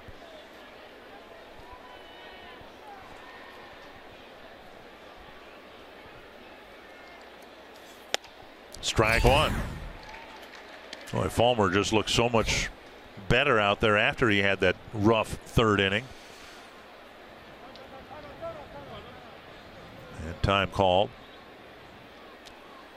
Some debris out the center field. Yeah, it looks like a baseball. Came out of the bullpen. Okay. That's not a good sign, is it? What do you look at this? 20 for 20 first pitch strikes for Fulmer. And Kepler taps it foul. Now it's a second strike. You know, and you're going to have innings like Gibson had and also Fulmer had in that third inning, Gibson last inning. It's how you come back from that. Keep your club in the game, and Fulmer's been able to do that. He's retired everybody since that 2-run single by Mauer. Nearly the Tried entire last 6 in a row. 2 strikes. Kepler takes up. Nearly the entire left side of the infield is open for Kepler.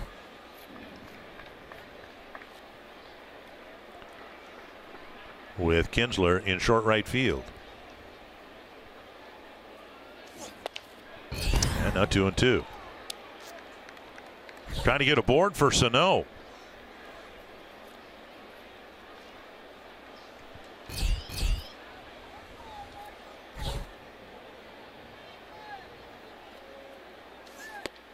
Called third strike.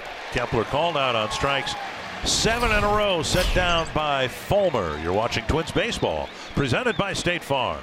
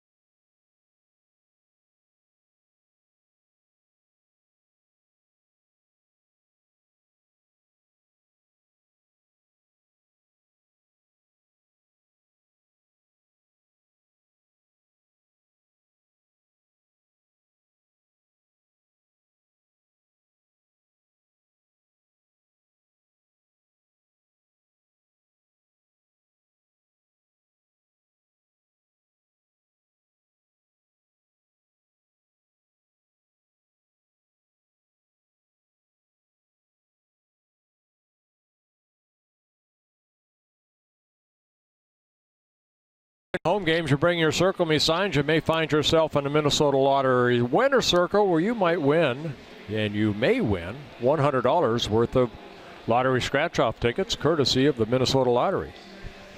Well, a very disappointing outing for Kyle Gibson, who was sailing through 3 innings, and then again, second time through the batting order, looked like a completely different pitcher out there. And I'm surprised that he doesn't go out there at 63 pitches. I mean, we'll look at Fulmer in the 3rd inning. He threw 40 pitches. He came right back out and retired the last 7 batters, but they've decided to make a pitching change. Tyler Duffy coming into the ball game for the 3rd time, and he has been very, very good. 3 innings so far. He's not allowed a run, only a couple hits. Kinsler, Castellanos, and Cabrera will hit against Duffy in the 5th. Duffy came close to coming into a game and pick up a save in Chicago on Sunday. Remember, that was the day where Brandon Kinsler had a fingernail issue as he was trying to pin down the save. Duffy was warming up, and if Kinsler had been unable to continue, Duffy would have been thrust into the fire as the closer Sunday afternoon. On the ground, rolled, kicked by Escobar. He recovers and still has time to throw out Kinsler. Well, good reaction by Escobar right there. He didn't panic. The ball kind of came up on him, ricocheted over to his left. And what he did so well right there, he barehanded the ball and then spun and made the throw across the diamond. So a quick out for Tyler Duffy. And now Castellanos, who started the 4th inning outburst with a double. Hit one off the base of the fence in left center field. And before you knew it, Tigers had 5 runs up on the board and essentially knocked out Kyle Gibson. 1 strike to Castellanos.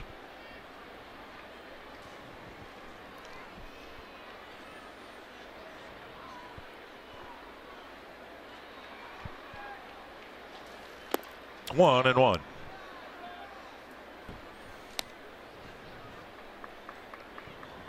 And Duffy with a good moving fastball, big curveball.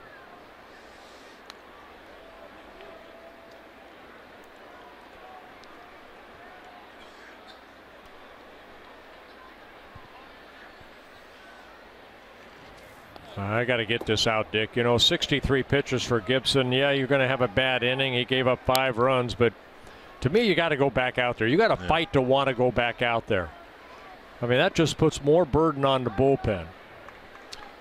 5's a big number, though, isn't it? Still, you're only down 2, and as your starter, you want to do exactly what Fulmer did. Okay, I'm down 3, but I'm going to go out and get some outs, and hopefully my offense will pick me up. Tigers did that. Ground ball. And Tuffy, who comes in, not known as the ground ball pitcher that Gibson has been, gets a couple of quick ground ball outs here in the 5th. Well, one thing Duffy will do, he'll trust that fastball. He'll come right at that hitter.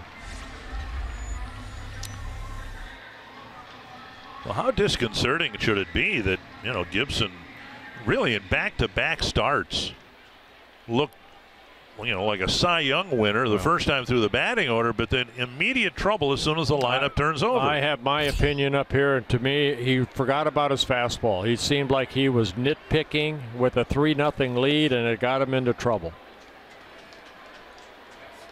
I mean, the ball that Castellanos hit, you saw where Castro was sitting up, down and away, and the ball left middle in, almost the same pitch that Upton hit that double. So you got to make mistakes, but the walk and then the 3-2 slider after throwing Romine a fastball letter high that threw it right by him. Easy to second guess, though. Polanco recovers. A couple of bobbles in the infield, but 3 ground ball outs, and Miguel Sano will lead off the 6th when we come back.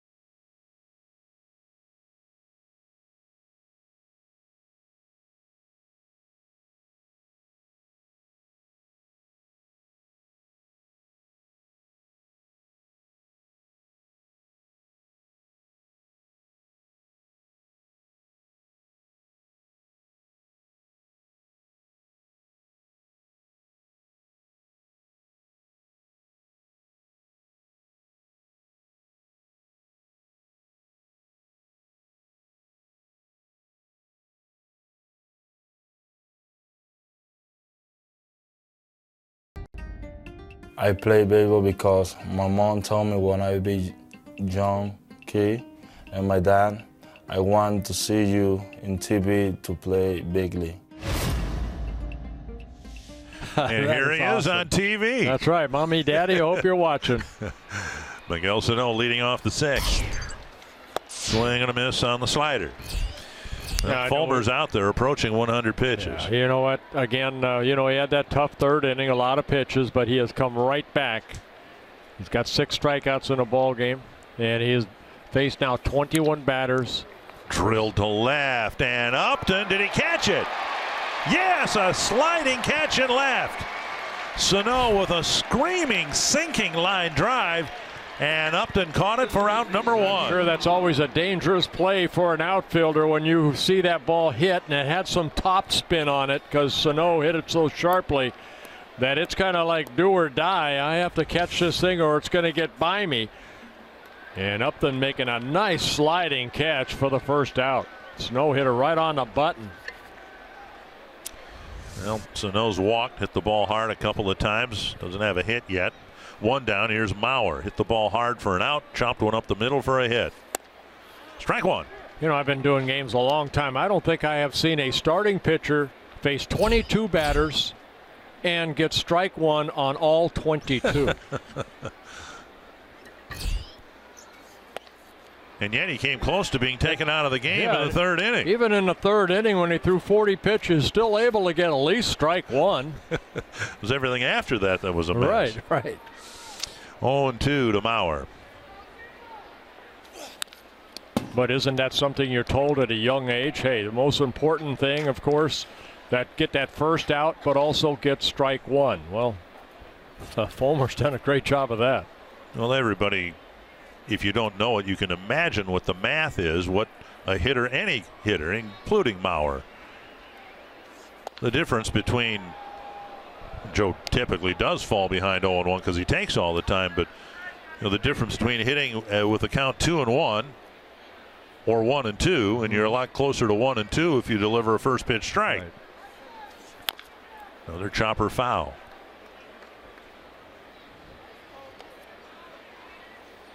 But what they have a Justin Verlander on their bench. And if you're a youngster like Fulmer or Boyd, you watch Verlander. The other day he pitched, I think, 7 innings, threw 112 pitches. And, you'll see throughout the summer, he'll throw 120, 130 pitches.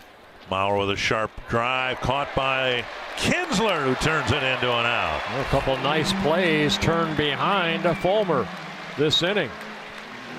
Mauer hit the ball hard on 1 hop, backhanded by Kinsler, and now 2 away. Kinsler last year got his first Gold Glove, and he showed it off right there. Kids opening day Sunday, April 23rd. The Twins taking on the Tigers, and the first 5,000 kids 14 and under will receive a Twins customizable T-shirt. For more information, visit twinsbaseball.com/kidsopening or the ballpark app using your mobile device. Another first pitch strike to Jorge Polanco.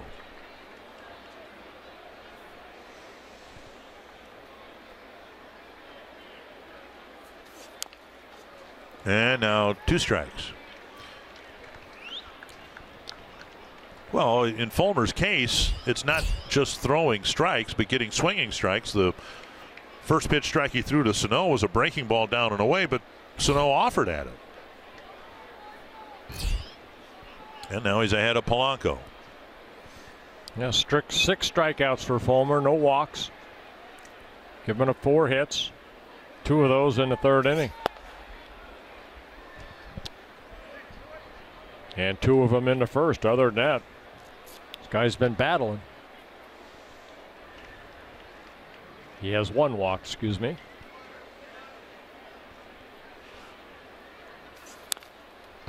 Polanco fights one off.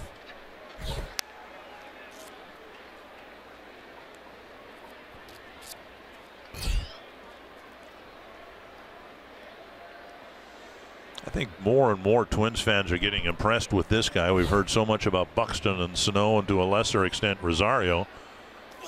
Swing and a miss. He strikes out here. Fulmer has a 1-2-3-6. He's retired 10 men in a row since Mauer's 2-run single.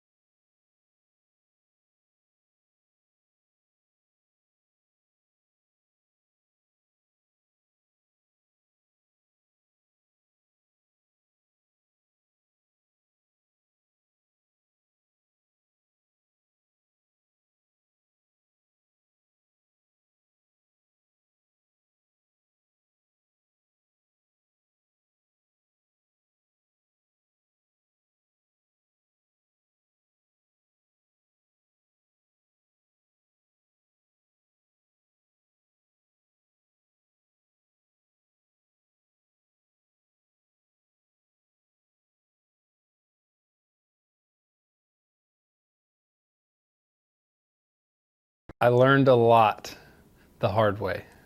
I think that's the best way to put it. But still had fun doing it. So I wouldn't ask to be anywhere else. Great guys to be around through that whole process, and really looking forward to this year. And even though he didn't get the role he expected or hoped to have coming out of spring training, here he is, and he's been pitching well. And I think he understands it. Everybody does that. Things are still fluid in the Twins starting rotation, and if he does his job in the role he's been given, Duffy might find himself back in the rotation pretty quickly. Well, you like his honesty. Last year was a frustrating year for him, and now he wants to get better. On the ground. How about that? 4 ground ball out so far. On just a handful of pitches. He's only thrown 8 pitches. 1 down, and now Justin Upton. Upton drew a big walk in the 5-run 4th inning. If you just joined us, the Twins had a 3-0 lead. Kyle Gibson sailing along, and then in the 4th, it all broke loose with Romine hitting a 2-out grand slam.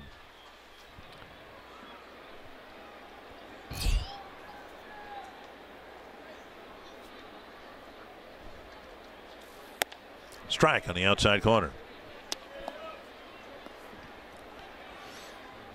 Rich Doobie, the pitching coach, on the left, and Fulmer did a nice job getting the wheels back on the cart after that rough 3rd inning. Yeah, he sure did. 110 pitches. Retired the last 10 Twins he faced. Right back to Duffy, and we'll call that 5 ground ball outs.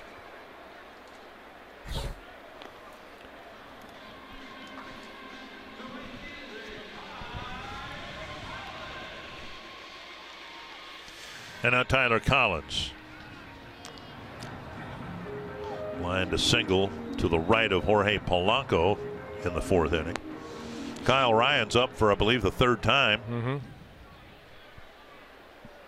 Looks like he'll pitch next for the Tigers. Yeah, Duffy now working off the first base side of that pitching rubber with a left-hander up. Did you do that? You've talked about that, moving laterally across the rubber. There's another base hit for Collins. Well, what he does with a right-handed pitcher, that ball left up right there in the first hit off of Duffy, but watch this curveball right here off the 3rd base side. And I talked to Duffy about that. I said, how many times did Kurt Suzuki, when he was working off that first base side, did Kurt Suzuki have to go out 2 feet to catch your curveball? So move over 18 inches on the pitching rubber, which he has now with a right-handed hitter up, and that curveball is a pretty good one. You saw what a good hitter and Upton did with that. But did you do that? Did you move laterally across the rubber? I stayed exactly where Duffy is right there on the 3rd base side. Good curveball right there for strike 1. And most of us who never got to play baseball at a very high level have a hard time imagining how much difference that can make. I just, you know what, I'm going to planes and angles, geometry. The way that you attack right now, Duffy's coming at McCann with an angle. On the ground, Dozier with a nice scoop. Nice, another good inning. We talk math, we talk geometry. Your challenge for the rest of the year, somehow get trigonometry involved. Never took that.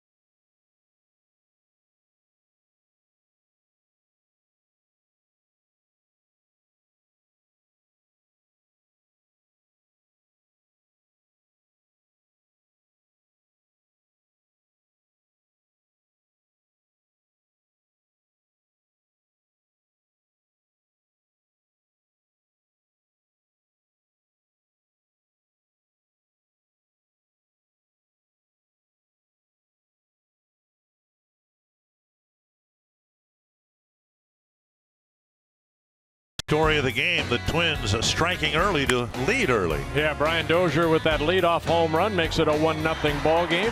Joe Mauer with bases loaded, 2 outs. It's a base hit up the middle. Twins take a 3-0 lead. But then in the 4th inning, the Detroit Tigers come back with 3 hits, and the biggest hit, Andrew Romine with his first career grand slam, scoring 5 runs off of Kyle Gibson. And they have a 5-3 lead. Kind of a shocking development, but Fulmer gave up the run in the first, had that rough 3rd inning, but he finished with 3 straight 1-2-3 innings. And now Ryan will come in to pitch to Castro, Escobar, and Rosario. Yeah, Kyle Ryan worked in yesterday's ball game through 7 pitches, 5 for strikes. He relieves Sean Green in the 7th inning. Down low, ball 1. The first time a Twins batter's been up there with a 1-0 count. And we're in the 7th inning. Yeah, Ryan faced only 1 hitter. He got Eddie Rosario to hit into a double play to end the 7th inning. Inside, taken for ball 2.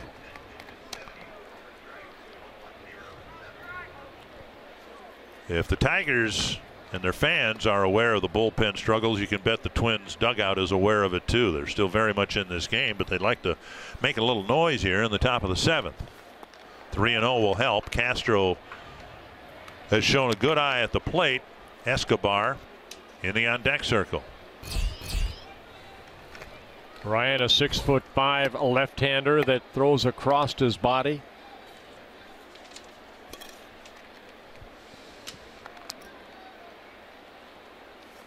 It's stuff like that that's just got to drive Brad Ausmus crazy and Rich Doobie. You make a pitching change. Fulmer's sailing along, but he's done with more than 100 pitches.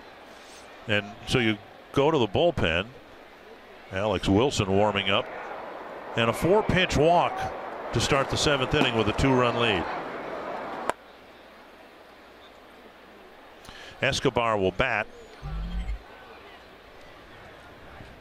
A little conversation on the mound. Escobar with a bouncer to second, and he was called out on strikes, both as a left-handed batter. 2 for 4 as a right-handed batter, including a 3-run home run.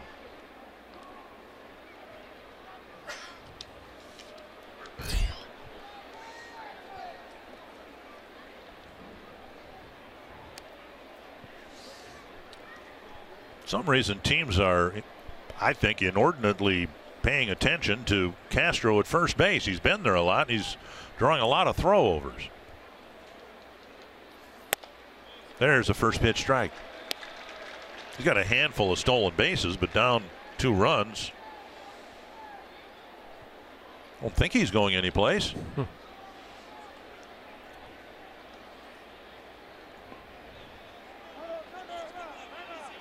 Time called. Yeah, Escobar wanting time.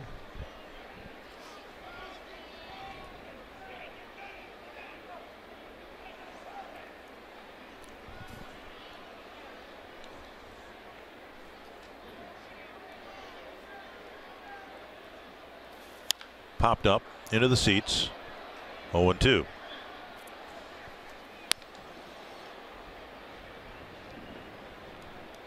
Twins have 3 bench players coming into the game: Robbie Grossman, Byron Buxton, and Chris Jimenez.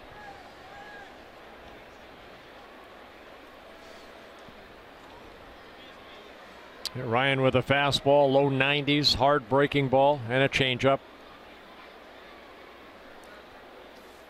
Down and in, and McCann again with a nice block. It might have been a hard slider right there.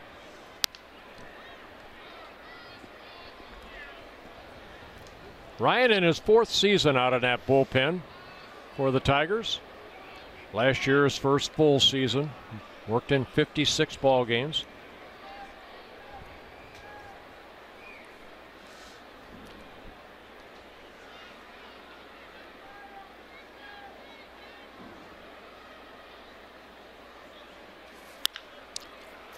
Castellanos to Kinsler to Cabrera. 2 away. Second double play the Twins have hit into. Castellanos did a good job of handing that ball and then getting it over quickly to Kinsler at second base to complete the double play. Sets himself up. And a good throw over. And over to Cabrera. Little 5-4-3 double play. That'll bring up Rosario. An infield hit and a liner to second.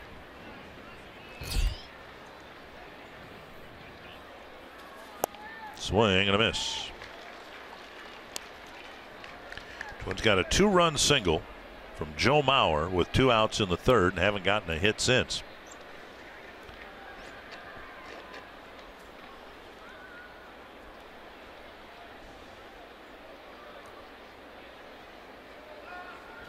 Slow breaking ball drops over with Rosario backing out of the way.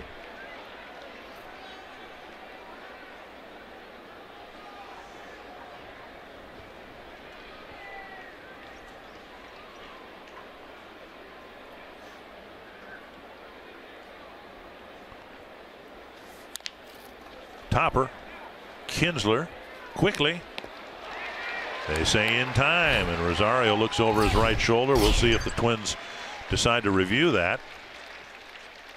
Tigers slowly working their way toward the dugout. The Twins with the clock starting. 20 seconds left to decide whether to challenge it or not. Well, Kinsler had to get rid of it quickly because Rosario hustling down that line. 10 seconds left.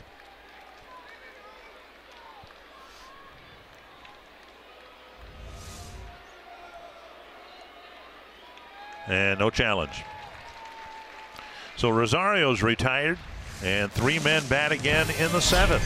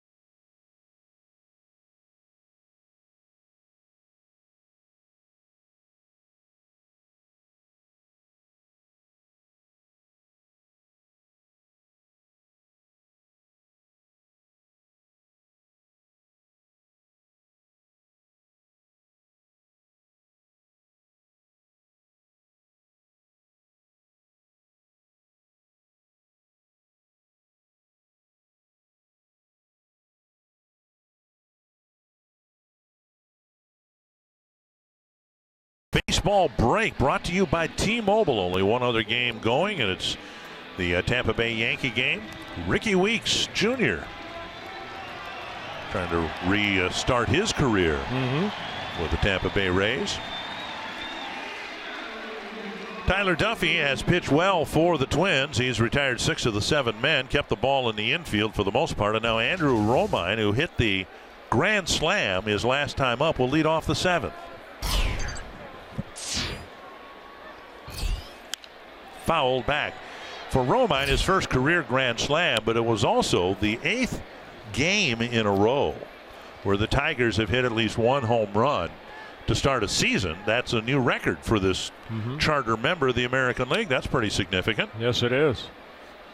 Of course, what's most significant is the fact that the home run came with 3 men on base. Well, it looked like a slider that Romine just golfed out and hit a long way for that grand slam. 1-1 to Romine.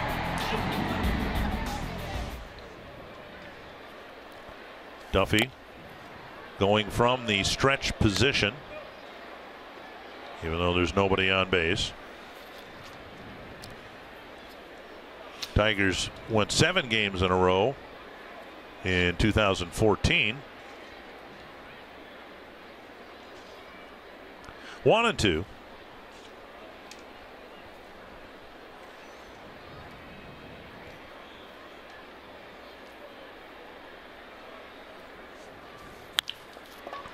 And past Dozier into right center field.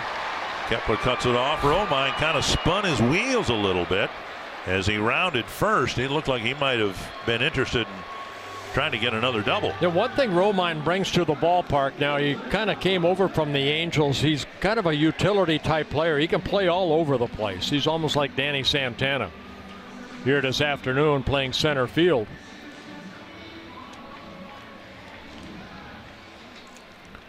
Picks up his second hit. This reaches out, not a bad pitch, down and away, but Romine just reaching out. And spun around right there, but hustles back to first for his second hit. Throw to first and back.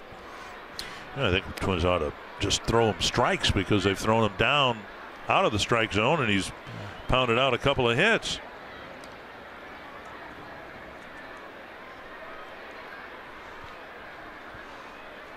Escobar at third base looking for the possible bunt here off the bat of Iglesias.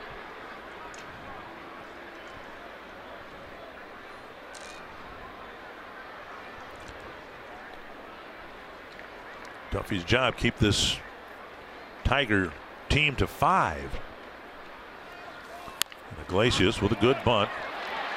And Dozier covering the bag at first. Mauer fields one away. You know, Iglesias 0 for 2, just 2 hits and 24 at bats. Sometimes you have to do the little things, and his job right there, get Romine in the scoring position, and he does a good job of that. And now Kinsler 0 for 3.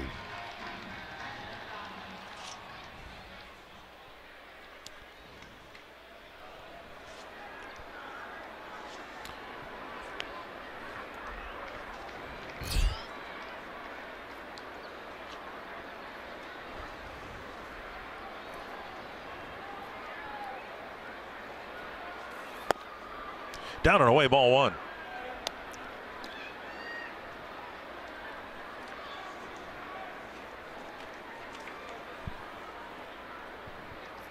Tigers and Twins started play today 5-2. Only the Angels in the American League West with a better record in the American League. How about the Angels in back-to-back games coming back from 5 or more runs down? Yeah, late. Couple of walk-offs at home. Late rallies, yep. 2-0 to Kinsler.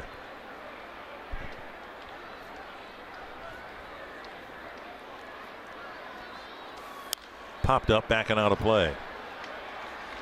We talked about Duffy going from the stretch position. Now there's a man at second. He'd do that naturally, but he's been doing it with nobody on base. But then you look back to Kyle Gibson, who basically pitches the same way. Gibson has no windup. It's very much like a right-handed version of David Price, where pitchers just almost continually pitch from the stretch position. Slipped out of his hand. That's a curveball right there that slipped.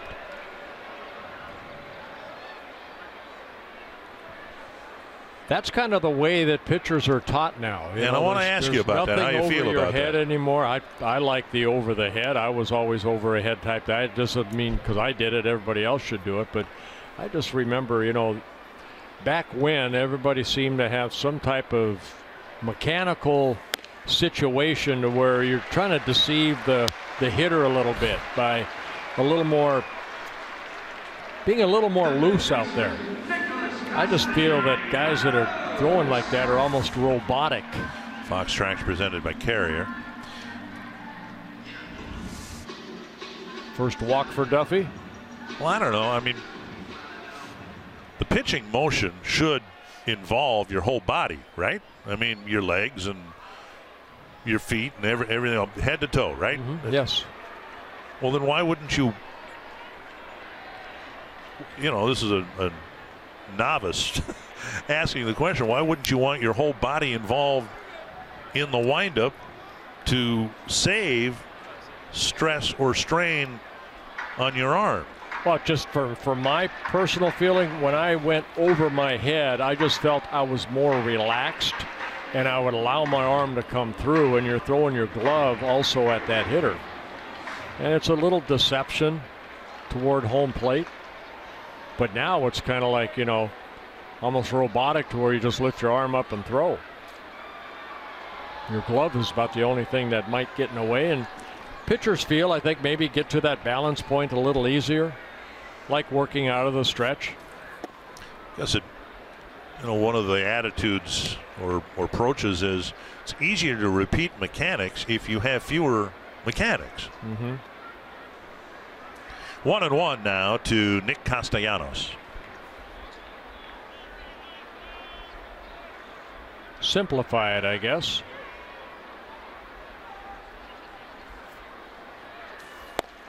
And a strike called, 1-2. Good fastball right there. Good angle toward that plate, down and away. He missed a couple times with Kinsler, but that's a good pitch.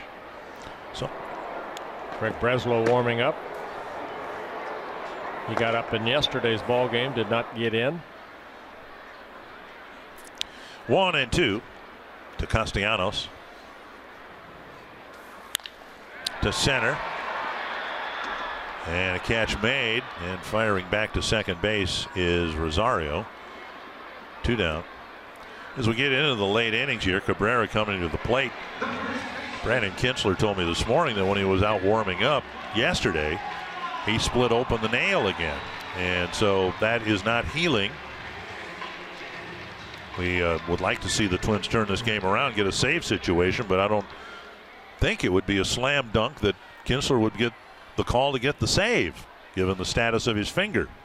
Cabrera 0 for 3 in this ball game. He's seen only 4 pitches in his first 3 at-bats. He's up there swinging. Normally, a lot of times they'll say, guys struggle a little bit, take some pitches, but not Cabrera. He's up there ready to swing, as he does there. Remember years ago when Paul Molitor was still playing, I asked him some elementary question, and he said, I just don't feel confident enough in my swing to get deep in the count. And I think we see that with a lot of the struggling hitters. They want to get it over with early because they don't want to be up there with 2 strikes. Right, get into the pitcher's best pitch. Fly ball deep right field. Kepler back for the catch.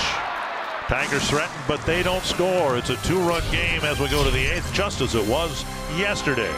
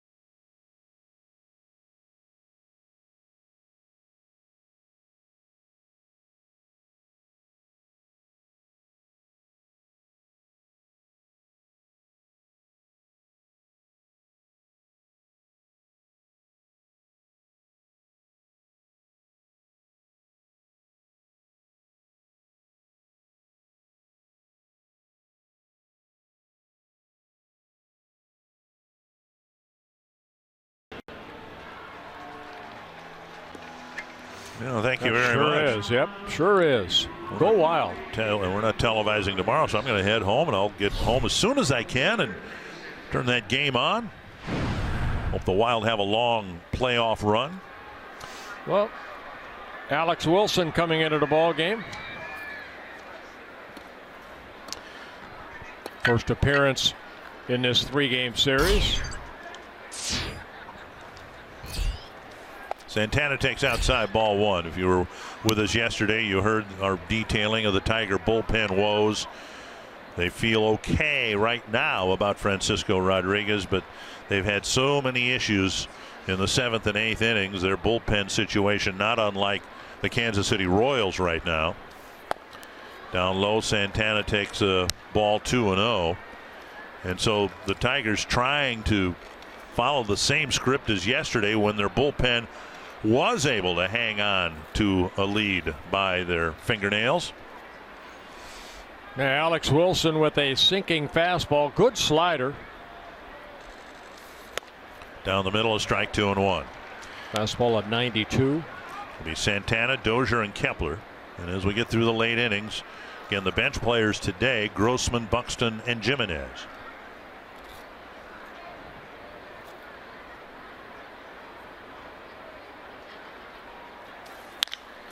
High fly to center, drifting back is Romine. That's twice Santana's hit one about 400 feet from home plate for an out. This copyrighted telecast presented by authority of the Minnesota Twins and may not be reproduced or retransmitted in any form, and the accounts and descriptions of this game may not be disseminated without the express written consent of the Minnesota Twins, LLC. One down in the 8th, and now Brian Dozier started the game with a home run out by the flagpole in left center field. Since then, a strikeout and a fly ball to right.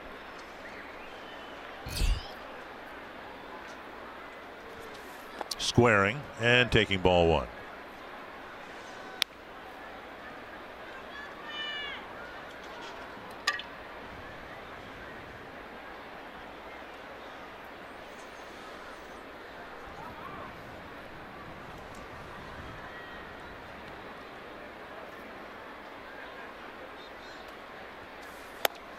And a strike, 1-1. Good slider right there. Wilson, 30 years old, in his 3rd season with the Tigers. Came up with the Boston Red Sox in 2013.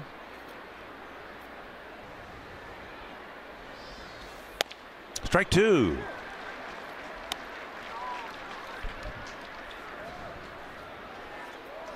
He did a good job out of that bullpen last year. 62 relief appearances, a very good 2.96 earned run average. 4-0 out of their bullpen in 73 innings pitched. Popped up, and Cabrera across the line looks to have a play. 2 down. Don't plan, Flex Plan. You can receive 20 digital tickets and enjoy all the benefits of being a Twins season ticket holder. The Flex Plan gives you the flexibility to choose only the games you wish to attend, all the way up until the first pitch. Learn more at twinsbaseball.com/flex. Here's Max Kepler, and they're going to go into a pull shift immediately, and with the big man on deck, smart play here for Kepler might be to put down a bunt. You're down 2 runs. If they're going to give you a bunt base hit and get the slugger to the plate representing the tying run, why not? Well, one thing they did, they brought Iglesias in a little bit. The third baseman, Castellanos, over at second base in case of the bunt. Kepler takes a strike. And now a check swing, strike 2. I'm just a big advocate if a shift is going to take something away from you, they will give you something. You're still limited to 9 men on the field. Yeah, hard breaking ball right there. Kepler unable to hold up. Now Iglesias playing a deep short. Twins have done nothing. Their last hit came with 2 outs in the 3rd inning. Mauer's chopper up the middle, a 2-run single. High and tight.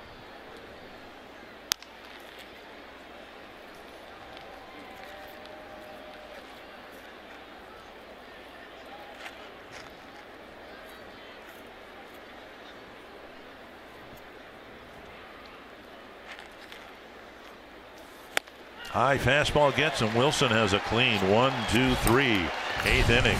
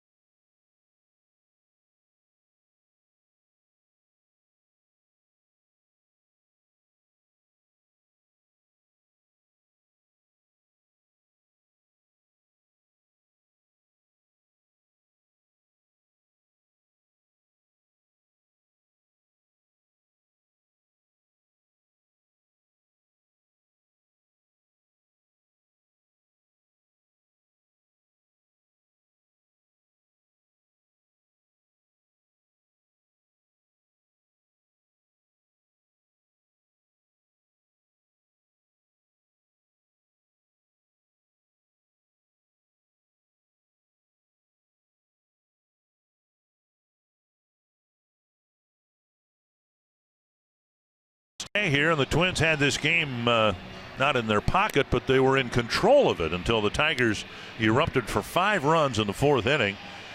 And now we go to the bottom of the 8th, and Craig Breslow will pitch next out of the Twins bullpen. Yeah, Kyle Gibson worked the first 4 innings. Good 3 innings of work by Tyler Duffy, and Craig Breslow would like to leave it where it's at right now, a 2-run deficit for the Twins, making just his 2nd relief appearance. Breslow went to spring training as a non-roster invitee, made the club out of spring training. If you've seen Breslow pitch before, he's dropped his arm angle to almost sidearm type of delivery. Just changing things up last year with the Miami Marlins for a little bit, then was released. He's faced 3 men. He's retired 1. He's walked 1. He's given up a hit, so he'd like to have a nice clean 8th inning here. Fastball up and away. Victor Martinez was hit by a pitch in the 5-run 4th inning, 0 for 2. Then it'll be Justin Upton and Tyler Collins. It'll be the frustrating thing to take out of these 2 games played here if the Twins lose them both. Victor Martinez and Miguel Cabrera have done virtually nothing at the plate in the 2 games, and the Tigers are 3 outs away from winning both games. 1-1. Drifts outside. Might have heard that Breslow was considered years ago by the Wall Street Journal to be the smartest man in baseball. It's not rocket science. It's molecular biophysics and biochemistry. What a conversation we've had. Fly to right, and Kepler drifts back into the shadows. Makes the catch 1 away. Said years ago he thought about being a doctor, a medical doctor, and getting into orthopedic medicine, but he's played baseball long enough now, or career goals have changed. 1 down. That'll bring up Upton. Well, baseball was a Doc Medich. I believe he became a dentist after his career was over. Well, the most famous baseball doctor of all time, of course, Moonlight Graham. Right. Got into 1 game. The real Moonlight Graham, as was portrayed in Field of Dreams. Did play in one game, never got a chance to hit, and then retired into medicine in Chisholm, Minnesota. Retired from baseball. 1 strike to Justin Upton.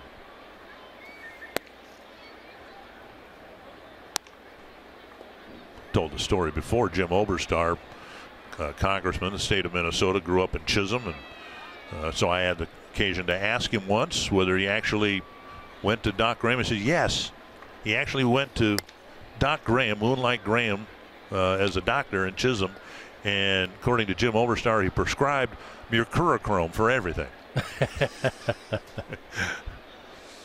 I got a fever. Well, mercurochrome. Bleeding from my ears. Mercurochrome. 2-1. Swing and a miss. 2-2.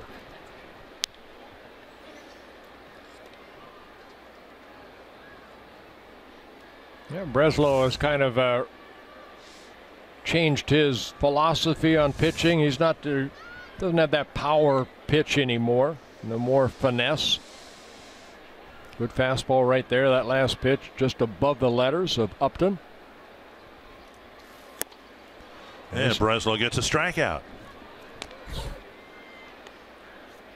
So changing speeds. 2 down. The last pitch clocked at 90 miles an hour. Put a little extra on it and gets a punch out.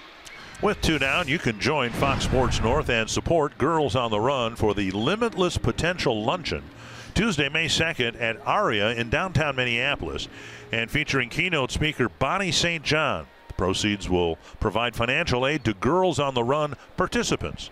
Tickets on sale now. Register at GOTRTwincities.org. And Breslow gets ahead of Collins. Yeah, good slider right there. Collins with 2 hits, an RBI single, and a run scored in the 5-run fourth. Another breaking ball for a called strike. Much better outing for Breslow. He's thrown 11 pitches, 7 strikes. And the Twins like him because of the gimmick. You don't see too many sidearm left-handers. Way over on the third base side of the rubber to the left-handed batter, and he struck him out on 3 pitches. Good 8th inning for Breslow. Miguel Sano will lead off the 9th, and you're watching Twins baseball presented by State Farm.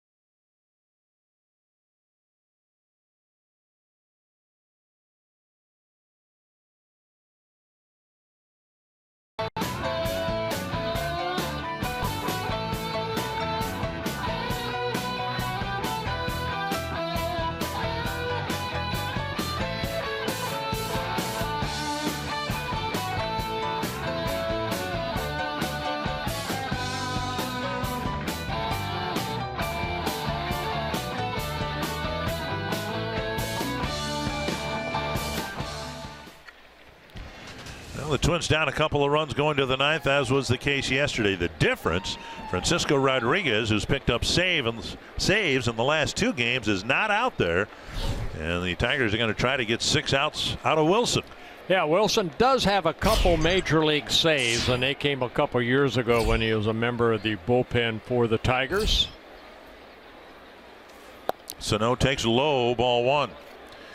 Miguel hit a hard ground ball right at Kinsler for a first inning double play. He walked in the 3rd and then hit a sinking line drive to left, and Justin Upton made a nice sprawling catch.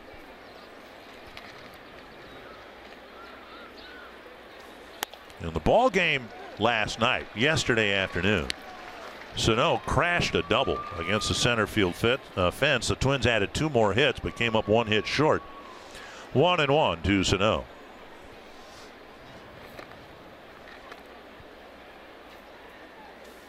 Swing and a miss, 1-2. Yeah, fastball he missed, and then the last couple pitches of sliders.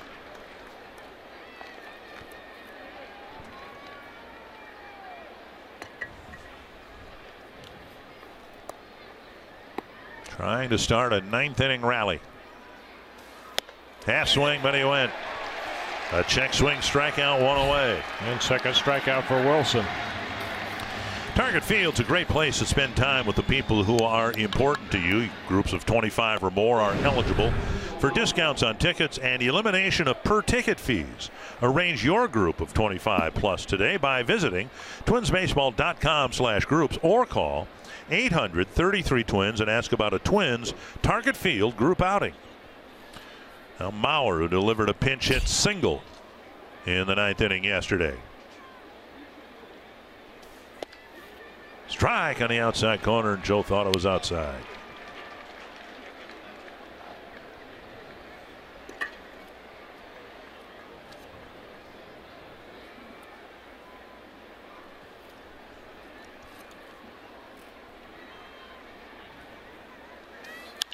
Driven foul, 2 strikes.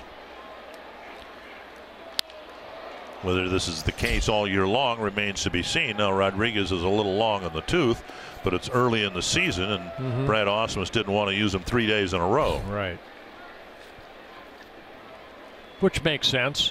When we come back here in August, Rodriguez, if he's still the closer here, will very likely be asked to pitch 3 days in a row.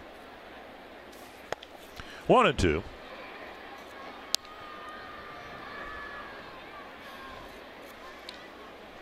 Twins don't have much power on the bench at all. If you're thinking of a pinch hitting as substitution, you got Grossman, Buxton, and Jimenez.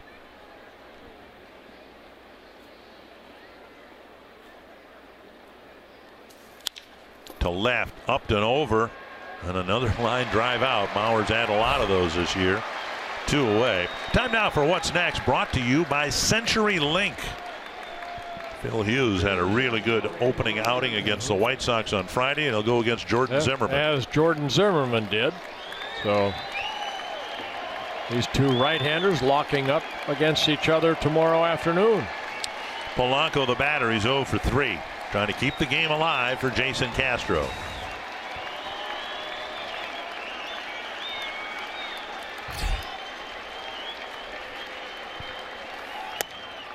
Over the inside corner, strike 1. Yeah, Wilson showing a good fastball, good hard slider.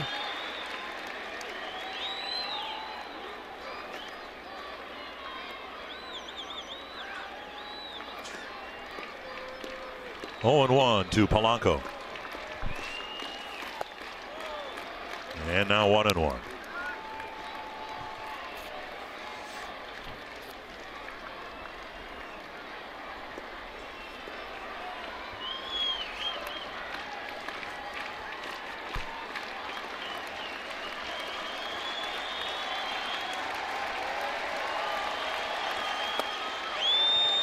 Two and 1.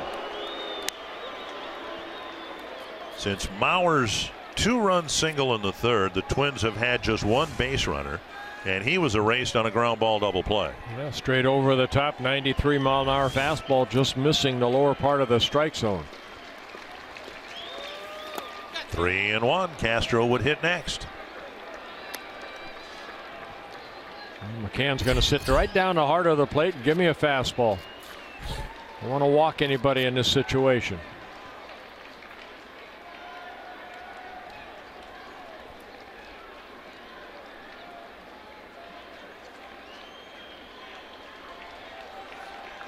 Three and one.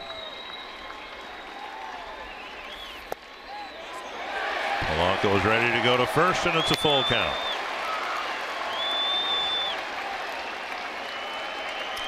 And you got to look for the same pitch again. I don't see Polanco striking out too often, just 3 times coming into the game, but he's already struck out twice today.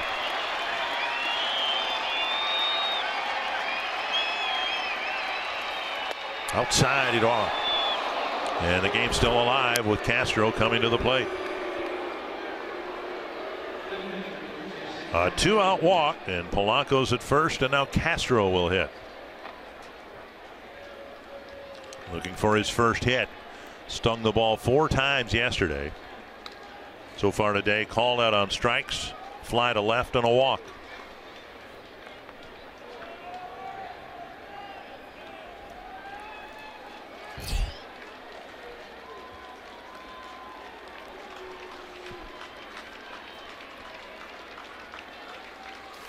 Castro fouls it away. Twins preparing for the bottom of the 9th, and if we get there, looks like it'll be Matt Belisle. Now Cabrera not holding on Polanco. He's playing at deep first base, guarding the line. Got to take off here, doesn't he?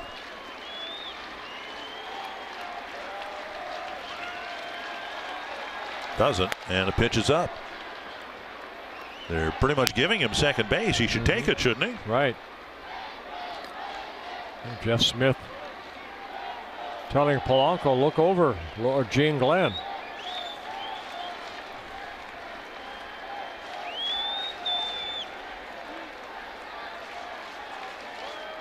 There he goes. And the pitch is up 2-1. And now McCann will come out. Yeah, we're under at second. Make sure they're on the same page. What sign? What's important about Polanco getting over there, what if there's a ball hit up the middle, you know, that somebody makes a great play and maybe can't throw to first but can get the force out at second. Now there's no force out. Any ground ball hit up the middle or to the left side in the hole would be easier play to make a force at second. 2-1, and if Castro can keep the game alive, Escobar would have a chance.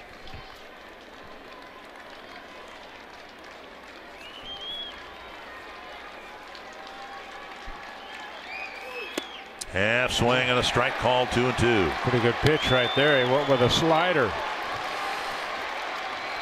In a fastball situation. Right down the middle. 2-2 to the Twins catcher.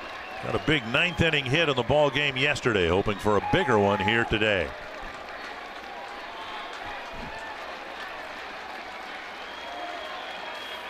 Up high, 3-2.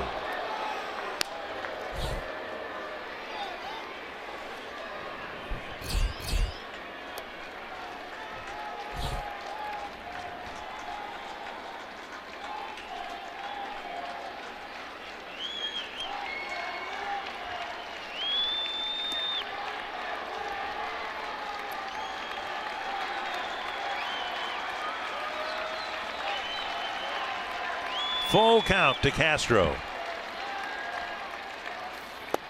Ball 4. And Wilson having a hard time closing the deal. A pair of 2-out walks in the 9th, and now Escobar will bat. And Buxton comes off the bench to run for Castro. Wow.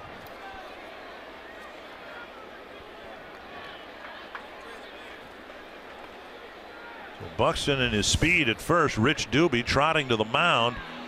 And Escobar, if he can find some room down a line or in a gap, will very likely tie the game with Buxton's speed at first. Shane Green had kind of a messy outing yesterday, but he might be the next man out of the bullpen in case Wilson can't retire Escobar.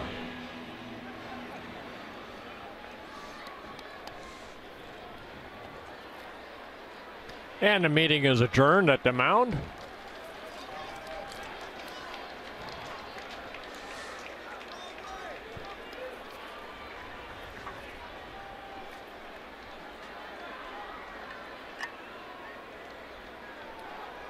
Escobar 0 for 3. Hit into a double play his last time up.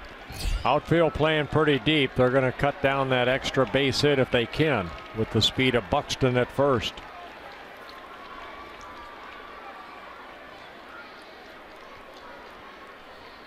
A little more pressure on McCann, the catcher, too. He's done a nice job blocking pitches in the dirt.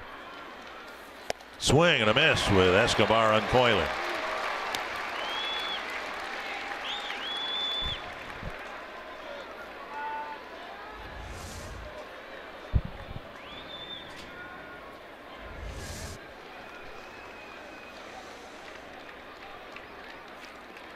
One strike to Escobar. Took up and in. Check swing 1-1.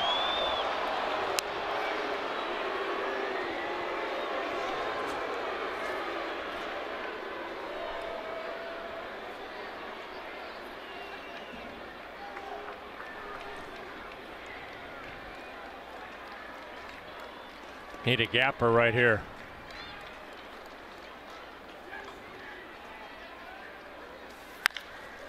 Hit a mile in the air to center. Romine comes in.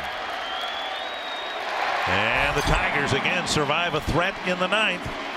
Beating the Twins yesterday by 1 run. Beating the Twins today by 2 runs. Well, Escobar had tried to hit that 3-run home run on the first pitch. Swung through it. And then the high fastball inside. Called the ball. And then a fastball. That Escobar popped up. Well, the Twins who really struggled against the Tigers last year see those struggles continue into 2017. Tom Hanneman, the Twins will try to save the final game of this series and head home with a .500 road trip tomorrow.